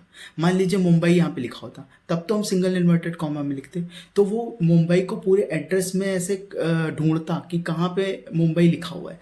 लेकिन नल कोई भी कि नल कोई एक नाम नहीं है कि वो बाकी एड्रेस वाले कॉलम में जो जो नाम पड़े हुए हैं उनमें से कंपेयर करेगा, ठीक है। ये तो एक खाली स्पेस है, इसलिए इसके लिए इज नल बनाया गया। इज नल मतलब यहाँ पे इज इक्वल टू नहीं लगाना है आपको, आप बात समझ रहे हैं, इसमें आपको इज नल लिखना है, ठीक है। अब हमें उन बायर्स का डाटा निकालना है जिनका एड्रेस दिया गया हो, जिनका एड्रेस नल ना हो। तो अब देखिए नल तो यहाँ पे हो रहा था और यहाँ पे एड्रेस नल हो रहा था, मतलब सेकेंड और 7th में नल हो रहा था। लेकिन अब हमें चाहिए डाटा उन सब बायर्स का जिनका एड्रेस आपके पास हो, मतलब जिनका एड्रेस नॉट नल हो, नॉट नल। तो हम लोग यहाँ पे लगाएंगे इज नॉट नल। देखिए बाकी सब सेम है, लेकिन हमने यहाँ पे लगा दिया इज नॉट नल, मतलब एड्रेस जो है वो नल ना हो। अब नल यहाँ पे तो नहीं है, यहाँ भी नहीं है, यहाँ पे भी कुछ वैल्यू गिवन है एड्रेस में, यहाँ पे भी, यहाँ पे भी और यहाँ पे भी। तो मतलब हमें फर्स्ट रो डिस्प्ले होनी चाहिए, 3rd, 4th, 5th और 6th। तो देखिए 1st, 3rd, 4th, 5th और 6th यही रो डिस्प्ले हुई हैं, क्योंकि इनका जो एड्रेस वाला कॉलम है वो नॉट नल है। आप समझ रहे हैं, इज नॉट नल लिखा हुआ है, ठीक है। अब अपने सामने जो टेबल है, इस टेबल का नाम यहाँ पे मेंशन कर दिया गया है बायर्स। टेबल का नाम क्या है, बायर्स। तो अगर हमने सेलेक्ट लिखा है मतलब हम कुछ ना कुछ डिस्प्ले कराना चाह रहे हैं, और एस्ट्रिक लगा दिया, दैट मीन्स हम सारे के सारे कॉलम्स को डिस्प्ले कराना चाह रहे हैं। उसके बाद फ्रॉम के बाद हम लिखते हैं टेबल का नाम। तो हमने बायर्स जैसे ऊपर लिखा है वैसे, जैसे यहाँ पे लिखा हुआ है वैसे एज इट इज़ यहाँ पे लिखा हुआ है। उसके बाद वेयर लिखा है कंडीशन लगाने के लिए, जहाँ पे एज कैसा हो, एज क्या है कॉलम का नाम है, देखिए ये वाले कॉलम का नाम, ठीक है। एज कैसा हो, बिटवीन 20 एंड 25 हो। एज जहाँ पे 20 या 25 के बीच में हो, सिर्फ उन्हीं बायर्स का डाटा डिस्प्ले कराना है, सिर्फ वही बायर्स का डाटा डिस्प्ले होना चाहिए जिनकी एज 20 और 25 के बीच में हो। अब सवाल ये उठता है कि 20 और 25 के बीच में का क्या मतलब है।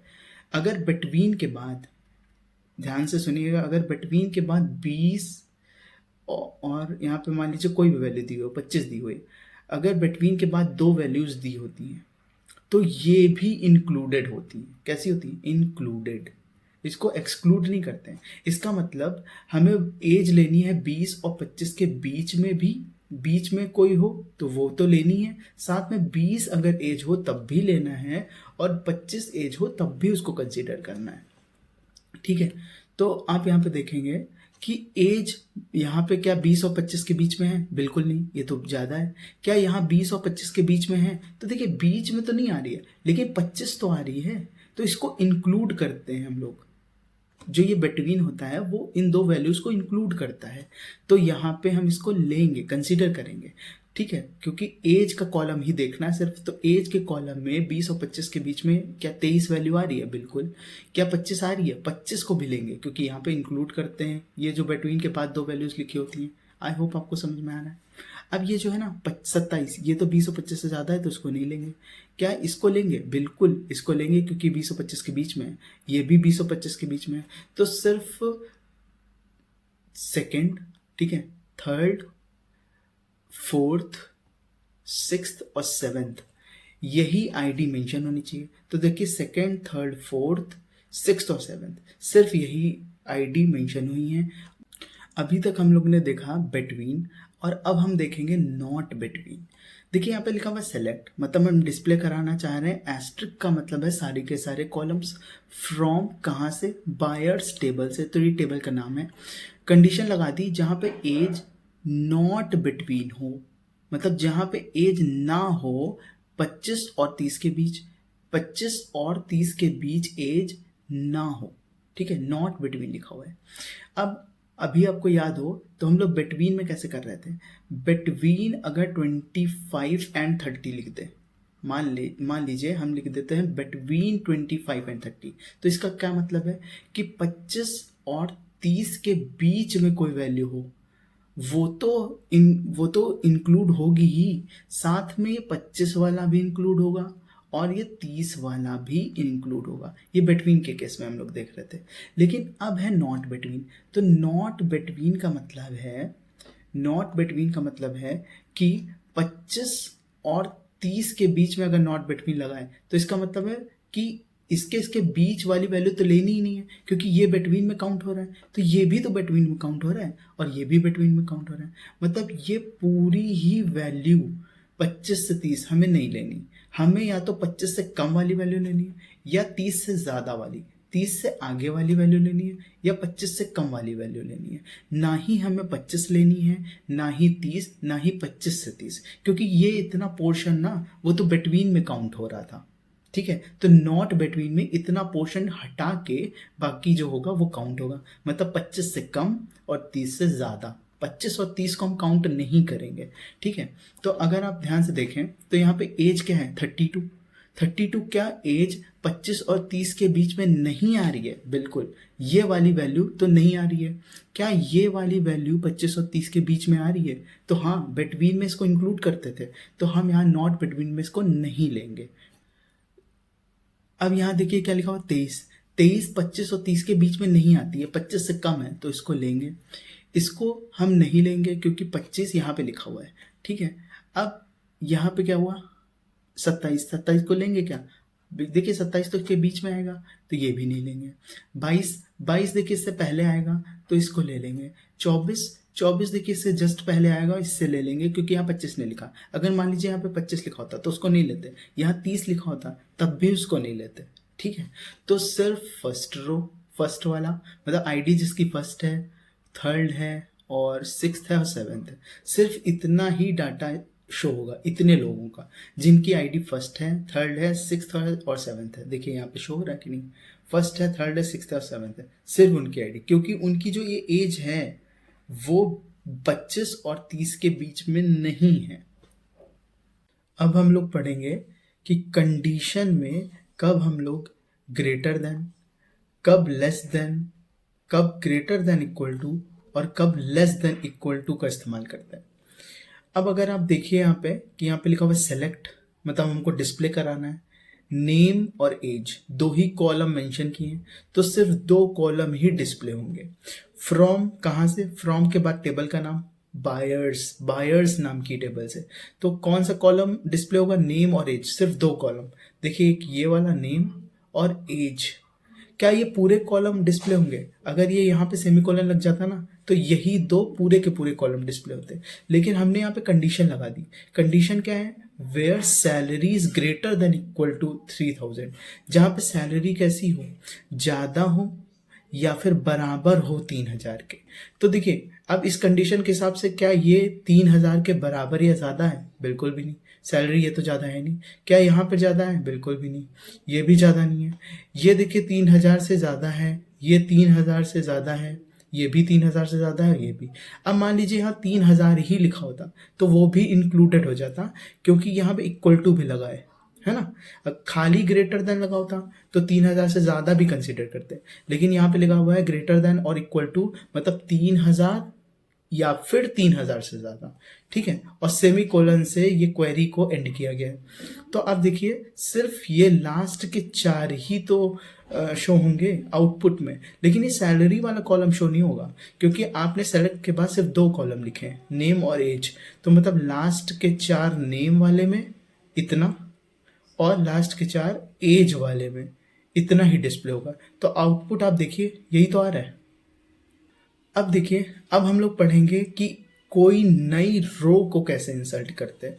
तो नई रो को इंसर्ट करने के लिए इंसर्ट इनटू का इस्तेमाल करते हैं हम लोग, इंसर्ट इनटू, ठीक है। इंसर्ट इनटू भी एक कमांड है। इंसर्ट इनटू ये पूरा पूरा ऐसे पूरा मान के चलिए, ठीक है, क्योंकि इसके बाद आप याद रख पाएंगे कि इसके इंसर्ट इनटू के बाद हम टेबल का नाम लिखते हैं। तो इंसर्ट इनटू पूरा ही कमांड आप मान लीजिए, वैसे इंसर्ट कमांड होता है, लेकिन आप याद रखने के लिए इंसर्ट इनटू पूरा एक कमांड मानिए, इसके बाद ही हम टेबल का नाम लिखते हैं। इससे क्या होता है, इंसर्ट इनटू से क्या होता है, हम एक नई रो को इंसर्ट करते हैं। अब में आपको इंसर्ट कराना पड़ेगा। तो टोटल कितने कॉलम है, 1 2 3 4 और 5, मतलब 5 कॉलम का डाटा आपको इंसर्ट कराना पड़ेगा, तब जाके एक नई रो बनेगी। तो आप तो सबसे पहले इंसर्ट इनटू लिखेंगे, ठीक है।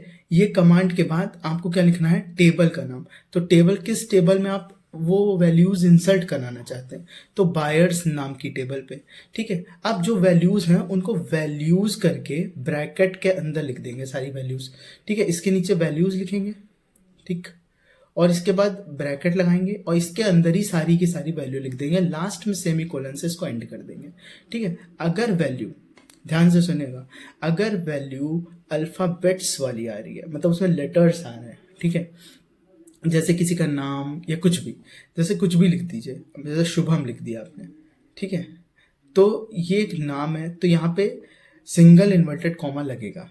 लेकिन मान लीजिए कोई नंबर लिखा है आपने, जैसे मान लीजिए आपने लिख दिया 35, ठीक है, तो इसके ऊपर सिंगल इन्वर्टेड कॉमा नहीं लगेगा।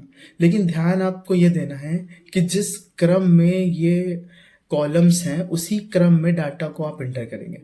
जैसे देखिए आईडी नंबर्स वाली है, तो आपने नंबर यहाँ एंटर किया, लेकिन क्या इसके ऊपर सिंगल इन्वर्टेड कॉमा लगाया है? नहीं, ठीक है। दूसरा कॉलम है नाम का, तो आपको नाम की वैल्यू इंसर्ट करनी पड़ेगी। तो जैसे आपने ये नाम इंसर्ट करा दिया क्षितिज, अब इसके ऊपर क्या हम सिंगल इन्वर्टेड कॉमा लगाएंगे? बिल्कुल। फिर यहाँ पे एज भी तो नंबर की है, तो नंबर के ऊपर सिंगल इन्वर्टेड कॉमा नहीं लगाएंगे। फिर यहाँ पे ये भी एक एड्रेस, एक नाम ही तो है, अल्फ़ाबेट से बना हुआ, तो यहाँ पे सिंगल इन्वर्टेड कॉमा लगाएंगे। फिर सैलरी में जैसे 150 रुपये, तो इनकी सैलरी कितनी हो गई? 150 रुपये। आईडी कितनी हो गई? 8, मतलब 8th नंबर पे आएंगे ये।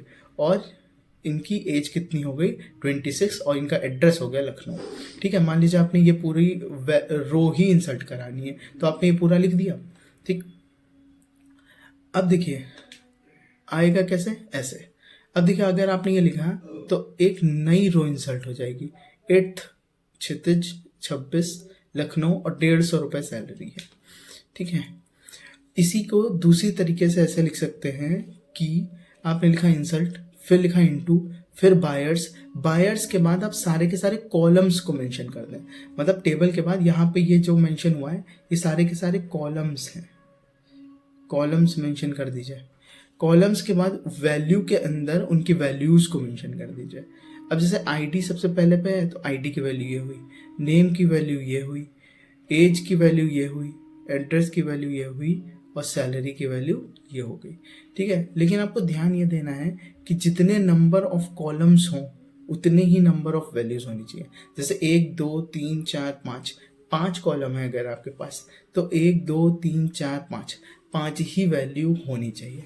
लेकिन क्या हो कि नंबर ऑफ कॉलम्स अगर ज़्यादा कम हो जाए या वैल्यू ज़्यादा कम हो जाए तब क्या होगा। तो मान लीजिए अगर आपने ऐसे लिखा, ठीक है, जहाँ पे आपके कॉलम के नाम 1 2 3 4 5 या लाइन से आपने कॉलम 5 मेंशन किए, लेकिन वैल्यूज आपने 4 ही दी हैं, 1 2 3 और 4। ठीक है, यहाँ पे देखिए क्या है, आपने कॉलम के नाम, अब कोई ज़रूरी थोड़ी सारे के सारे कॉलम हो। देखिए यहाँ पे कॉलम के नाम कम है, 1 2 3 और 4, और यहाँ पे वैल्यू ज़्यादा है, 1 2 3 4 5। तो यहाँ पे 5 वैल्यू हैं, 4 कॉलम है। ठीक, लेकिन यहाँ पे 5 कॉलम है और वैल्यू 4 है। तो ये मिसमैच जो है, ये जो मिसमैच है, इससे कोई भी आउटपुट नहीं निकलेगा। देखिए यहाँ पे एरर आ गया ना, इससे कोई भी आउटपुट नहीं निकलेगा अगर number of columns is not equal to number of rows. तो कॉलम काउंट, कॉलम को जब उसने काउंट किया does not match the value count, वो वैल्यू काउंट के बराबर नहीं हुआ। तो आपको ध्यान ये देना है कि कॉलम काउंट जो होने चाहिए, कॉलम काउंट जो होने चाहिए वो एग्जैक्टली इक्वल होनी चाहिए वैल्यू काउंट के। मतलब जितनी आप वैल्यू इंसल्ट करें उतनी ही कॉलम को इंसल्ट करना है, अगर आप यहाँ पे कॉलम मेंशन कर रहे हैं तो। ठीक है, अब अगर आपने जैसे यहाँ पे लिखा इंसल्ट इनटू बायर्स, अब आपने मान लीजिए 4 ही आईडी मेंशन, 4 ही कॉलम मेंशन किए। ठीक है, कॉलम आपने कितने मेंशन किए, 4, लेकिन कॉलम थे कितने ओरिजिनली, 1 2 3 4 5। तो आपने कौन सा कॉलम मिस कर दिया। देखिए आईडी है, ठीक है, नेम है, एज है, एड्रेस है और सैलरी को आपने यहाँ पे देखिए सैलरी मिस कर दिया आपने। ठीक है, तो कोई बात नहीं, अगर आपने 4 कॉलम लिखे हैं, 4 कॉलम के नाम लिखे हैं तो आपको 4 ही वैल्यू देनी है। तो देखिए यहाँ पे कॉलम भी 4 है और यहाँ पे वैल्यूज भी तो 4 हैं। अगर वैल्यूज को गिने तब भी तो 4 हैं। देखिए आईडी वाली वैल्यू ये हो गई, नेम वाली वैल्यू ये लिखी है, एज वाली वैल्यू ये है और एड्रेस वाली वैल्यू ये है। अब सैलरी यहाँ पे भी मेंशन नहीं है और सैलरी की वैल्यू भी नहीं है, तो ठीक है, क्योंकि यहाँ पे column is equal to value है ना, कॉलम बराबर है वैल्यू के, इसलिए देखिए सब कुछ तो शो करेगा। देखिए 8 भी शो कर रहा है क्योंकि आपने 8 यहाँ पे मेंशन किया, नाम आपने मेंशन किया तो नाम भी आ रहा है। ठीक है, एज भी मेंशन किया, एड्रेस भी वो भी आ रहा है, लेकिन आपने यहाँ पे सैलरी का कॉलम भी नहीं दिया और उसकी वैल्यू भी नहीं दी, तो उसकी वैल्यू की जगह नल लिख के आएगा, नल। बात आपको समझ में आई, मतलब number of columns should be equal to number of values.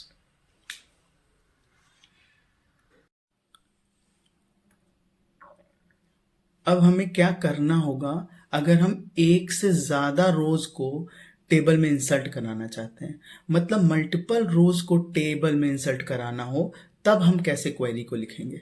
तो आपको सबसे पहले इंसर्ट इनटू तो लिखना ही पड़ेगा। अब इंसर्ट इनटू इसलिए लिखना पड़ रहा है क्योंकि चाहे आप एक रो इंसर्ट कराइए, चाहे 2 रो इंसर्ट कराइए, चाहे मल्टीपल रोज इंसर्ट कराइए, कमांड आपको इंसर्ट इनटू ही देना पड़ेगा। इंसर्ट इनटू के बाद हम लोग टेबल का नाम लिखते थे, तो यहाँ पे टेबल का नाम बायर्स था तो हमने बायर्स लिख दिया। ठीक है। अब बायर्स के बाद आप लोग ब्रैकेट में यहाँ पे कॉलम्स के नाम लिख सकते हैं। कॉलम्स के नाम लाइन से लिखने हैं, जैसे ऊपर मेंशन हुआ है बिल्कुल वैसे ही। अगर कैपिटल से कॉलम के नाम मेंशन है तो कैपिटल से लिख दीजिए, अगर स्मॉल से है तो स्मॉल से, और उसी सीक्वेंस में मेंशन करिए जिस सीक्वेंस में ऊपर टेबल में कॉलम्स के नाम मेंशन है। ठीक है। और आप ध्यान दें तो कॉलम्स के नाम के ऊपर ऐसे सिंगल इन्वर्टेड कॉमा नहीं लगता है। सिंगल इन्वर्टेड कॉमा सिर्फ वैल्यूज में लगता है। ठीक है। और आपको सारे के सारे कॉलम मेंशन करने होंगे। मतलब आप दो भी कॉलम मेंशन कर सकते हैं, तीन भी, या सारे के सारे भी। लेकिन आपको ये बात का ध्यान रखना पड़ेगा कि अगर आपने 5 कॉलम मेंशन किए तो आपको वैल्यूज भी 5 देनी होंगी। मतलब column count should be equal to value count. आप ऐसा नहीं कर सकते कि कॉलम आपने 3 दे दिए और वैल्यू सिर्फ 2 ही दी, या वैल्यू 3 दे दी और कॉलम 2 कर दिया। ये मिसमैच नहीं हो चलेगा।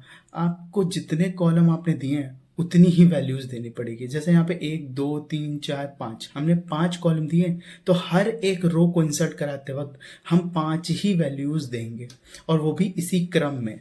ठीक है। अब देखिए सारे के सारे कॉलम लिख दिए। अब आई वैल्यूज की बारी। तो हम लोग वैल्यूज किस में लिखते हैं?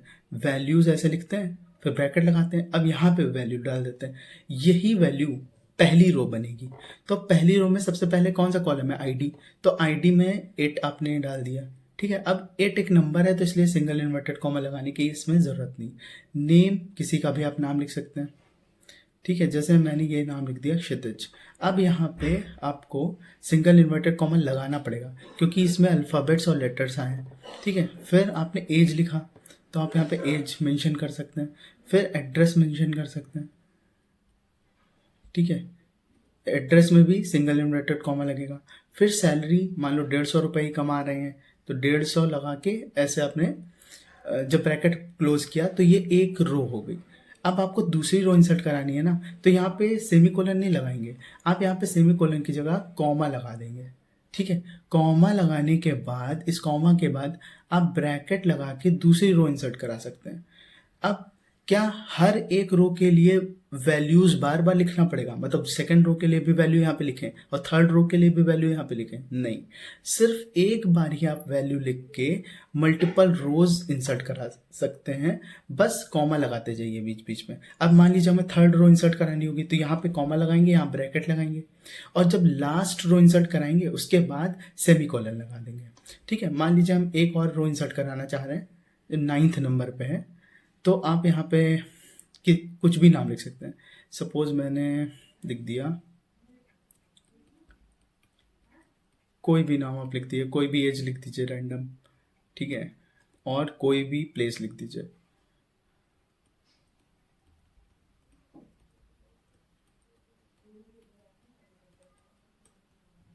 और सैलरी मान लीजिए 20 रुपये भी लिख सकते हैं, कुछ भी लिख दीजिए।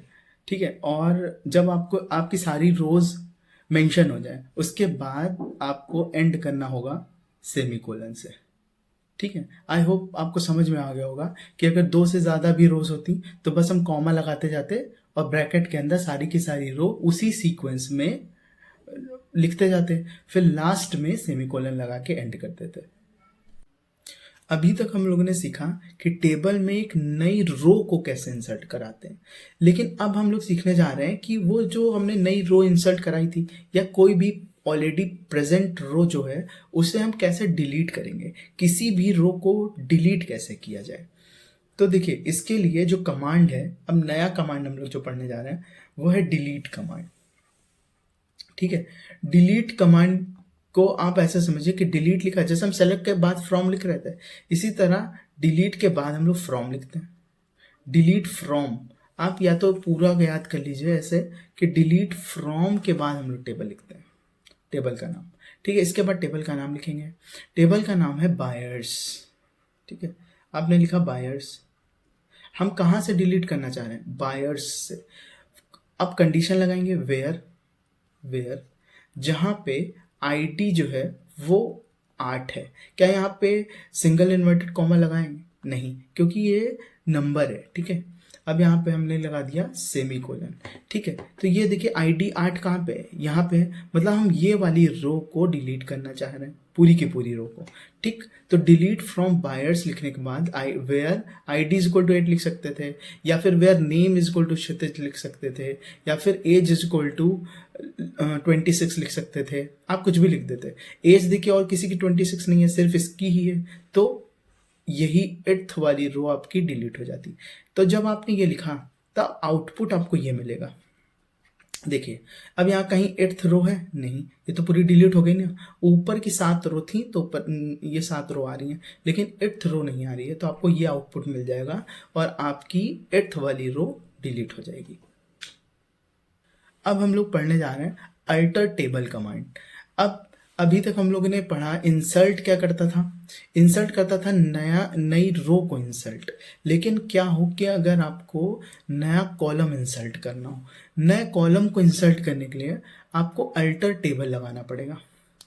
अल्टर टेबल, अब अल्टर टेबल मतलब टेबल में कुछ मॉडिफिकेशन करना।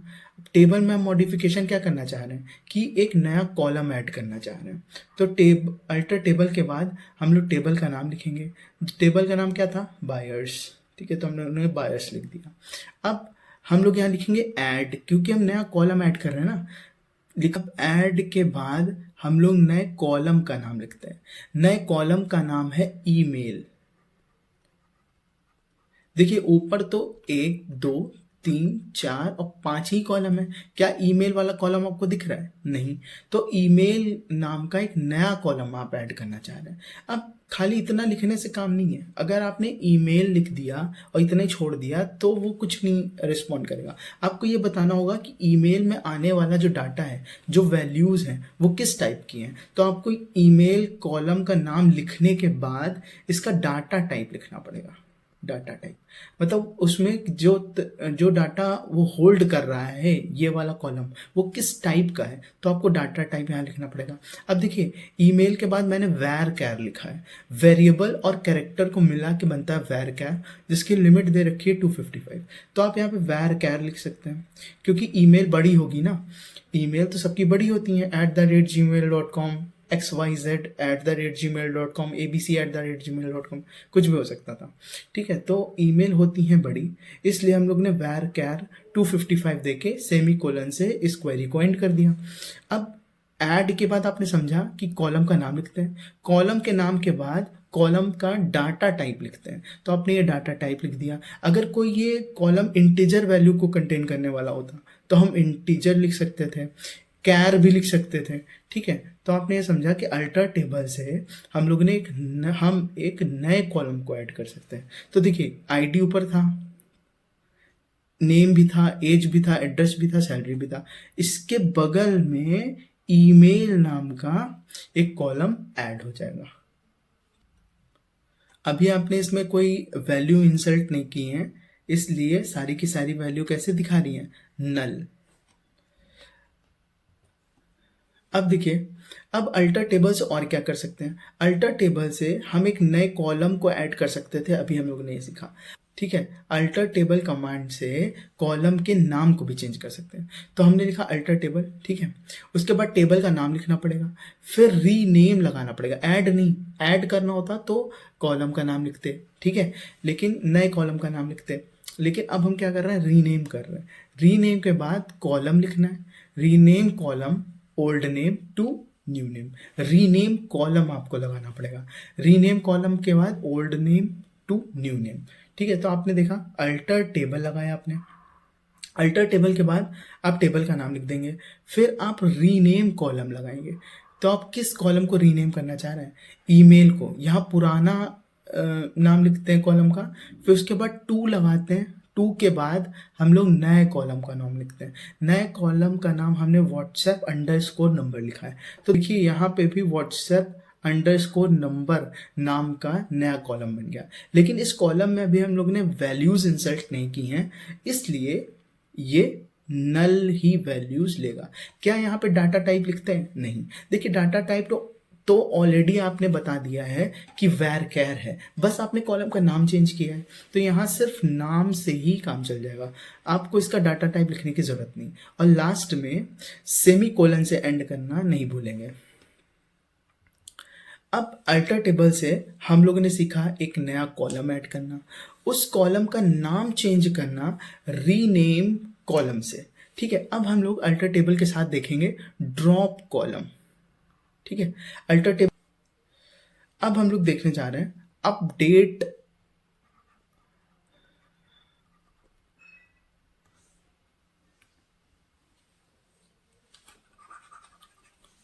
हम लोग अल्टर टेबल के साथ ड्रॉप कॉलम को देख रहे हैं। ड्रॉप कॉलम से आपको नाम से ही क्लियर है, ड्रॉप कॉलम मतलब उस कॉलम को ड्रॉप कर देना, डिलीट कर देना। तो अब जो हम लोग ने कॉलम बनाया था ना, हम उसे हटा भी सकते हैं।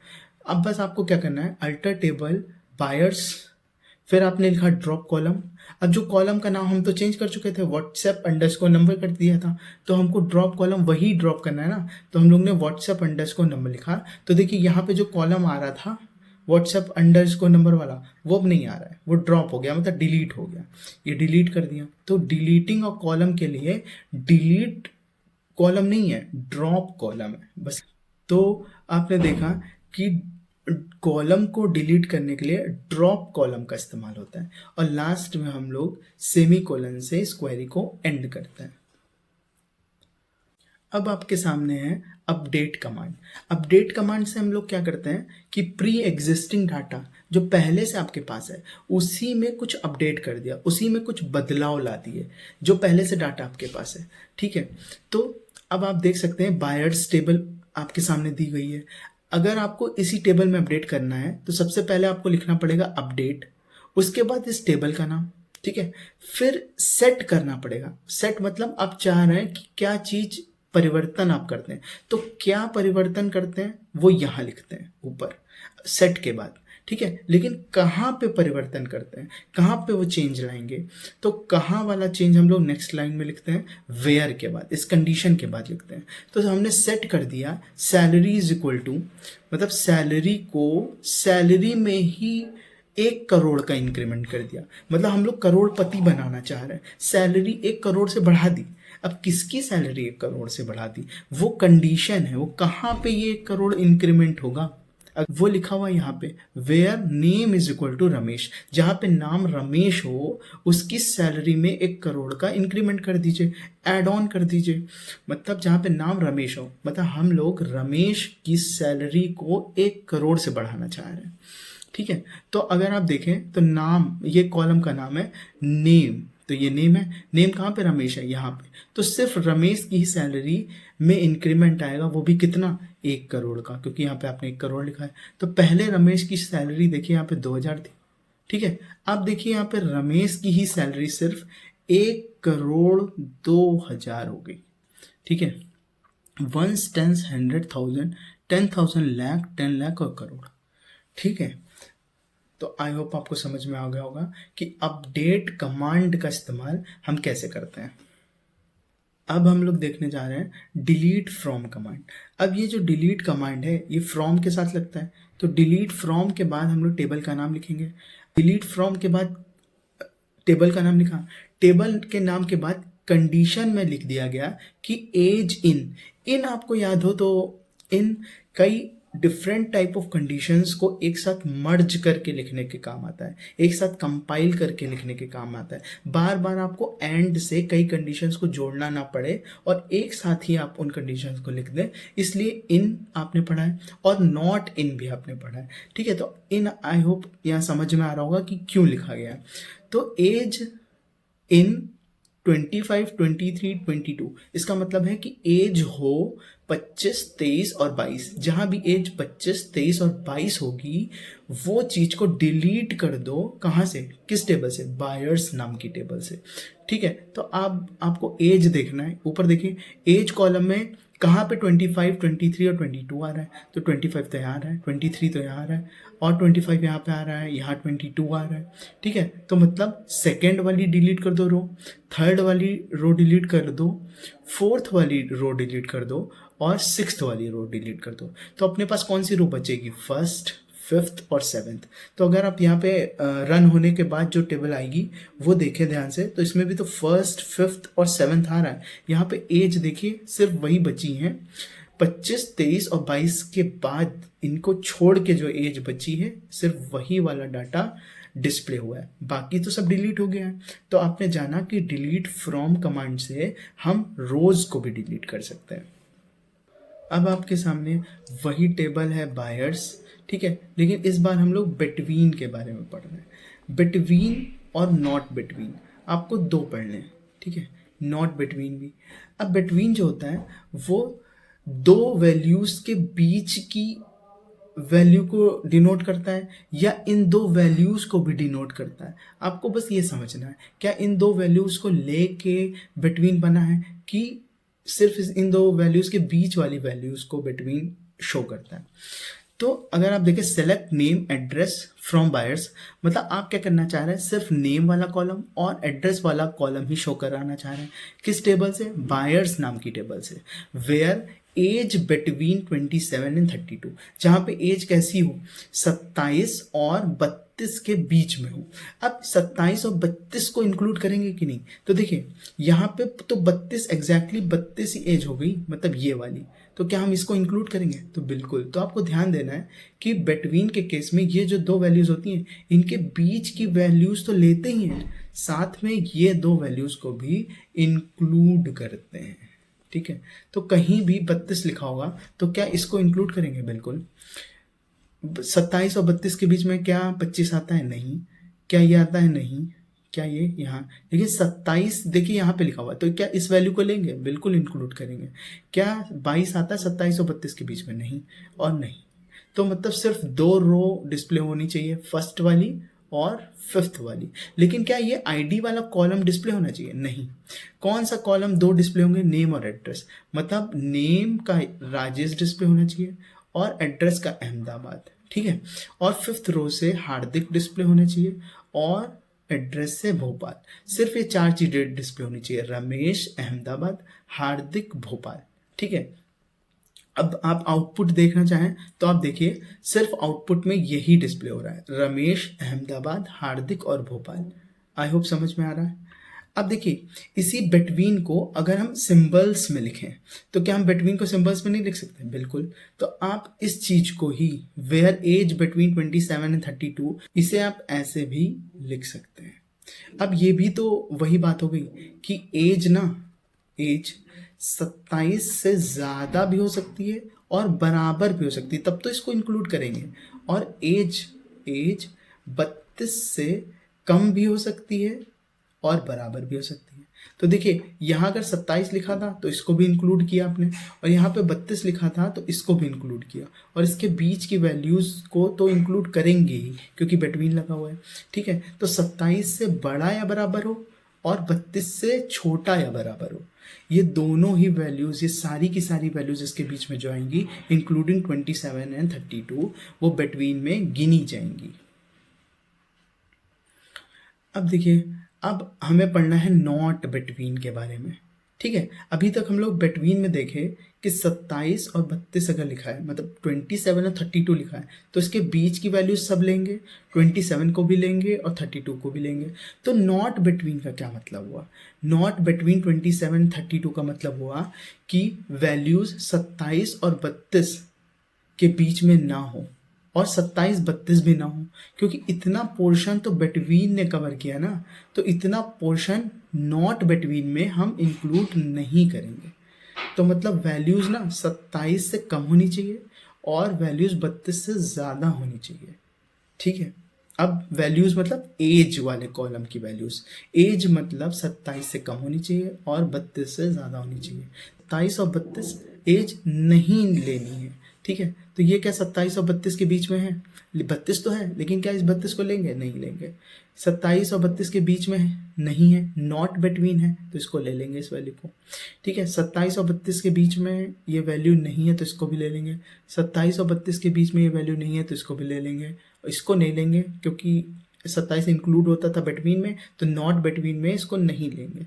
अब ये लिखा हुआ है क्या 27 और 32 के बीच में है, ये भी वैल्यू नहीं है तो इसको भी ले लेंगे, और ये भी नहीं है तो इसको भी ले लेंगे। मतलब second row third row, fourth row और सिक्स्थ और सेवन्थ रो डिस्प्ले होनी चाहिए। लेकिन आपने सेलेक्ट के बाद नेम और एड्रेस ही लिखा है, तो मतलब सिर्फ नेम और एड्रेस वाला कॉलम डिस्प्ले होगा। तो मतलब आपको शो होगा सिर्फ नेम में इतना, एड्रेस में इतना, फिर नीचे लास्ट के दो नेम और एड्रेस में ये हैदराबाद और इंदौर। ठीक है, अब आप देख सकते हैं कि आपको ऊपर के तीन नाम, फिर दिल्ली, कोटा, मुंबई, फिर लास्ट के दो नाम हैदराबाद, इंदौर, यही देखिए यहाँ पर भी शो हो रहा है। ठीक है, सिर्फ दो कॉलम, नेम और एड्रेस, क्योंकि आपने नेम और एड्रेस यहाँ पे मेंशन किया है और कोई दूसरा कॉलम मेंशन नहीं किया, इसलिए दूसरा कॉलम डिस्प्ले भी नहीं होगा रन होने के बाद।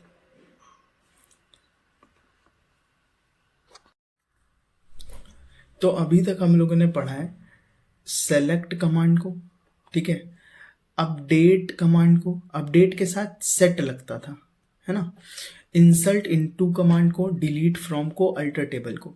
ठीक है, तो सेलेक्ट के साथ हम लोग ने वेयर पढ़ा कंडीशन लगाने के लिए, डिस्टिंक्ट पढ़ा डिफरेंट टाइप ऑफ डाटा को डिस्प्ले कराने के लिए, जो डाटा बार बार रिपीट होता है वो एक ही बार आपके पास आ जाए, एक बार, बार बार रिपीट होके ना आए, सिंगल टाइम आए। तो डिस्टिंक्ट मतलब डिफरेंट टाइप ऑफ डाटा आपको चाहिए होगा, तो डिस्टिंक्ट लगाना पड़ेगा, ये पढ़ा। फिर हमने कुछ सिंबल्स के बारे में पढ़ा, less than, greater less than equal to और ग्रेटर देन इक्वल टू। ठीक है, फिर हम लोग ने एंड पढ़ा दो कंडीशंस को जोड़ने के लिए, हम लोग ने और पढ़ा, और भी पढ़ा है, दो में से एक कोई ना कोई कंडीशन को फुलफिल करने के लिए। फिर हम लोग ने इन पढ़ा है कई सारी डिफरेंट टाइप की कंडीशंस को एक साथ कंपाइल करने के लिए, और कई सारी डिफरेंट टाइप की कंडीशंस को जब कंपाइल करते हैं उनको ना लिख के बाकी अदर कंडीशंस को लेना हो, तब हमने नॉट इन लगाना सीखा।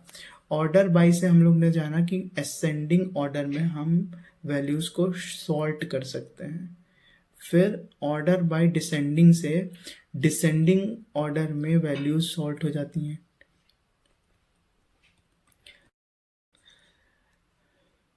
लाइक के साथ इज इक्वल टू नहीं लगाते, लाइक के साथ सिंगल इन्वर्टेड कॉमा के अंदर या तो परसेंटेज लगा सकते हैं या अंडर स्कोर लगा सकते हैं।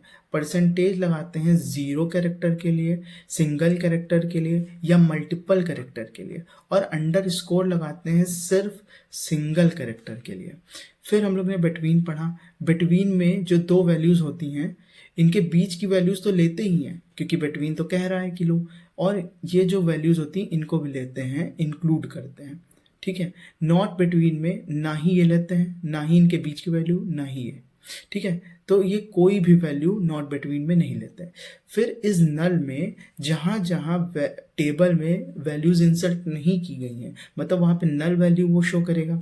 उन नल वैल्यूज़ को अगर आपको डिस्प्ले कराना है, उन नल वैल्यूज़ से रिलेटेड बाकी आपको डाटा डिस्प्ले कराना है, तो इज नल लगाते हैं। इसको इज इक्वल टू नल करके नहीं लिखते, इसको ऐसे करके नहीं लिखा जाता है। ठीक है, जहाँ पे वैल्यू नल है उसके अलावा अगर आपको डाटा चाहिए, वैल्यूज चाहिए टेबल से, तो आप इज नॉट नल लगाते हैं।